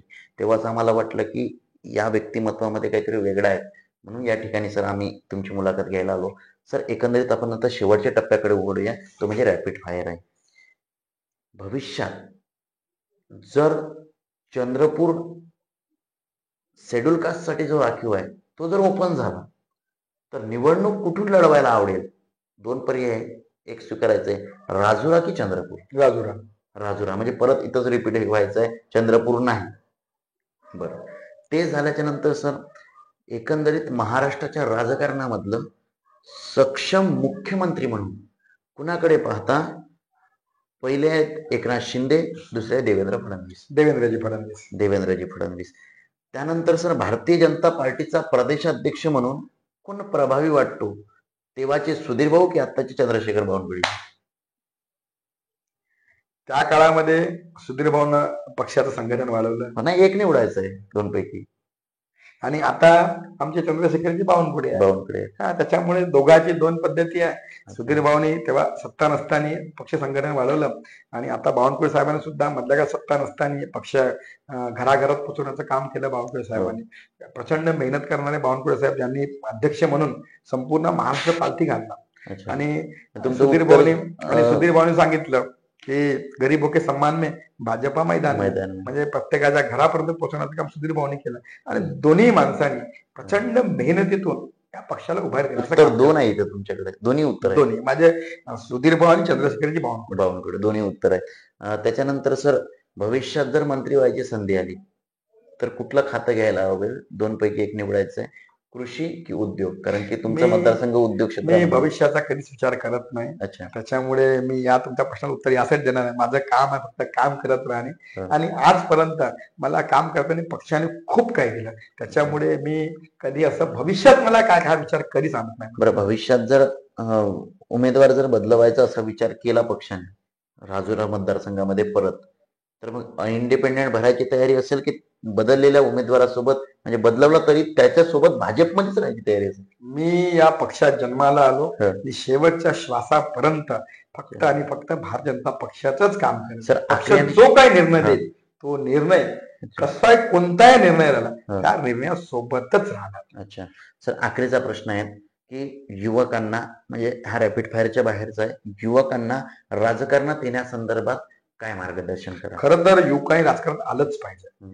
आपण बरेचदा म्हणतो की राजकारण खराब आहे, तर शेवटी आपल्या देशाची जी घटना आहे, ज्या डॉक्टर बाबासाहेबांनी आम्हाला घटना दिली, या घटनेने राज्यकर्त्यांना अधिकार दिला. चांगले राज्यकर्ते जर पुढे आले तर आपला राज्याचा कारभार चांगला होईल. ज्या पद्धतीनं शिवाजी राजे एक चांगले राज्यकर्ते होते, हो. मग त्यांच्या पावलावर पाऊल ठेवून आपण सुद्धा चांगले युवक किंवा चांगले लोक हे राजकारणात आले पाहिजे. आले पाहिजे. आणि राजकारणात जर चांगले लोक आले तरच मात्र चांगले निर्णय होत असतात. आणि म्हणून युवकांनी राजकारणात आलंच पाहिजे. आणि मी अनेकदा भाषणामध्ये मला कॉलेजमध्ये बोलवतात, मी जातो, मी तो हा मुद्दा प्रकर्षाने मांडतो की युवकांनी राजकारणात आलं पाहिजे. अच्छा. एकंदरीतच हे होते आपले देवरावजी भोंगडे, राजुरा मतदारसंघाचे विद्यमान आमदार आहेत आणि त्यांच्या नेतृत्वात या राजुरा मतदारसंघामध्ये अनेक विकासांना गती येणार आहेत आणि ज्यांचं व्यक्तिमत्व म्हटलं तर अपराजित व्यक्तिमत्व महाराष्ट्राच्या राजकारणातील, असं देखील आपण त्यांना म्हणू शकतो. असेच आमचे सन्माननीय देवरावजी भोंगडे साहेब यांचं या ठिकाणी खूप खूप स्वागत. धन्यवाद. नमस्कार, धन्यवाद.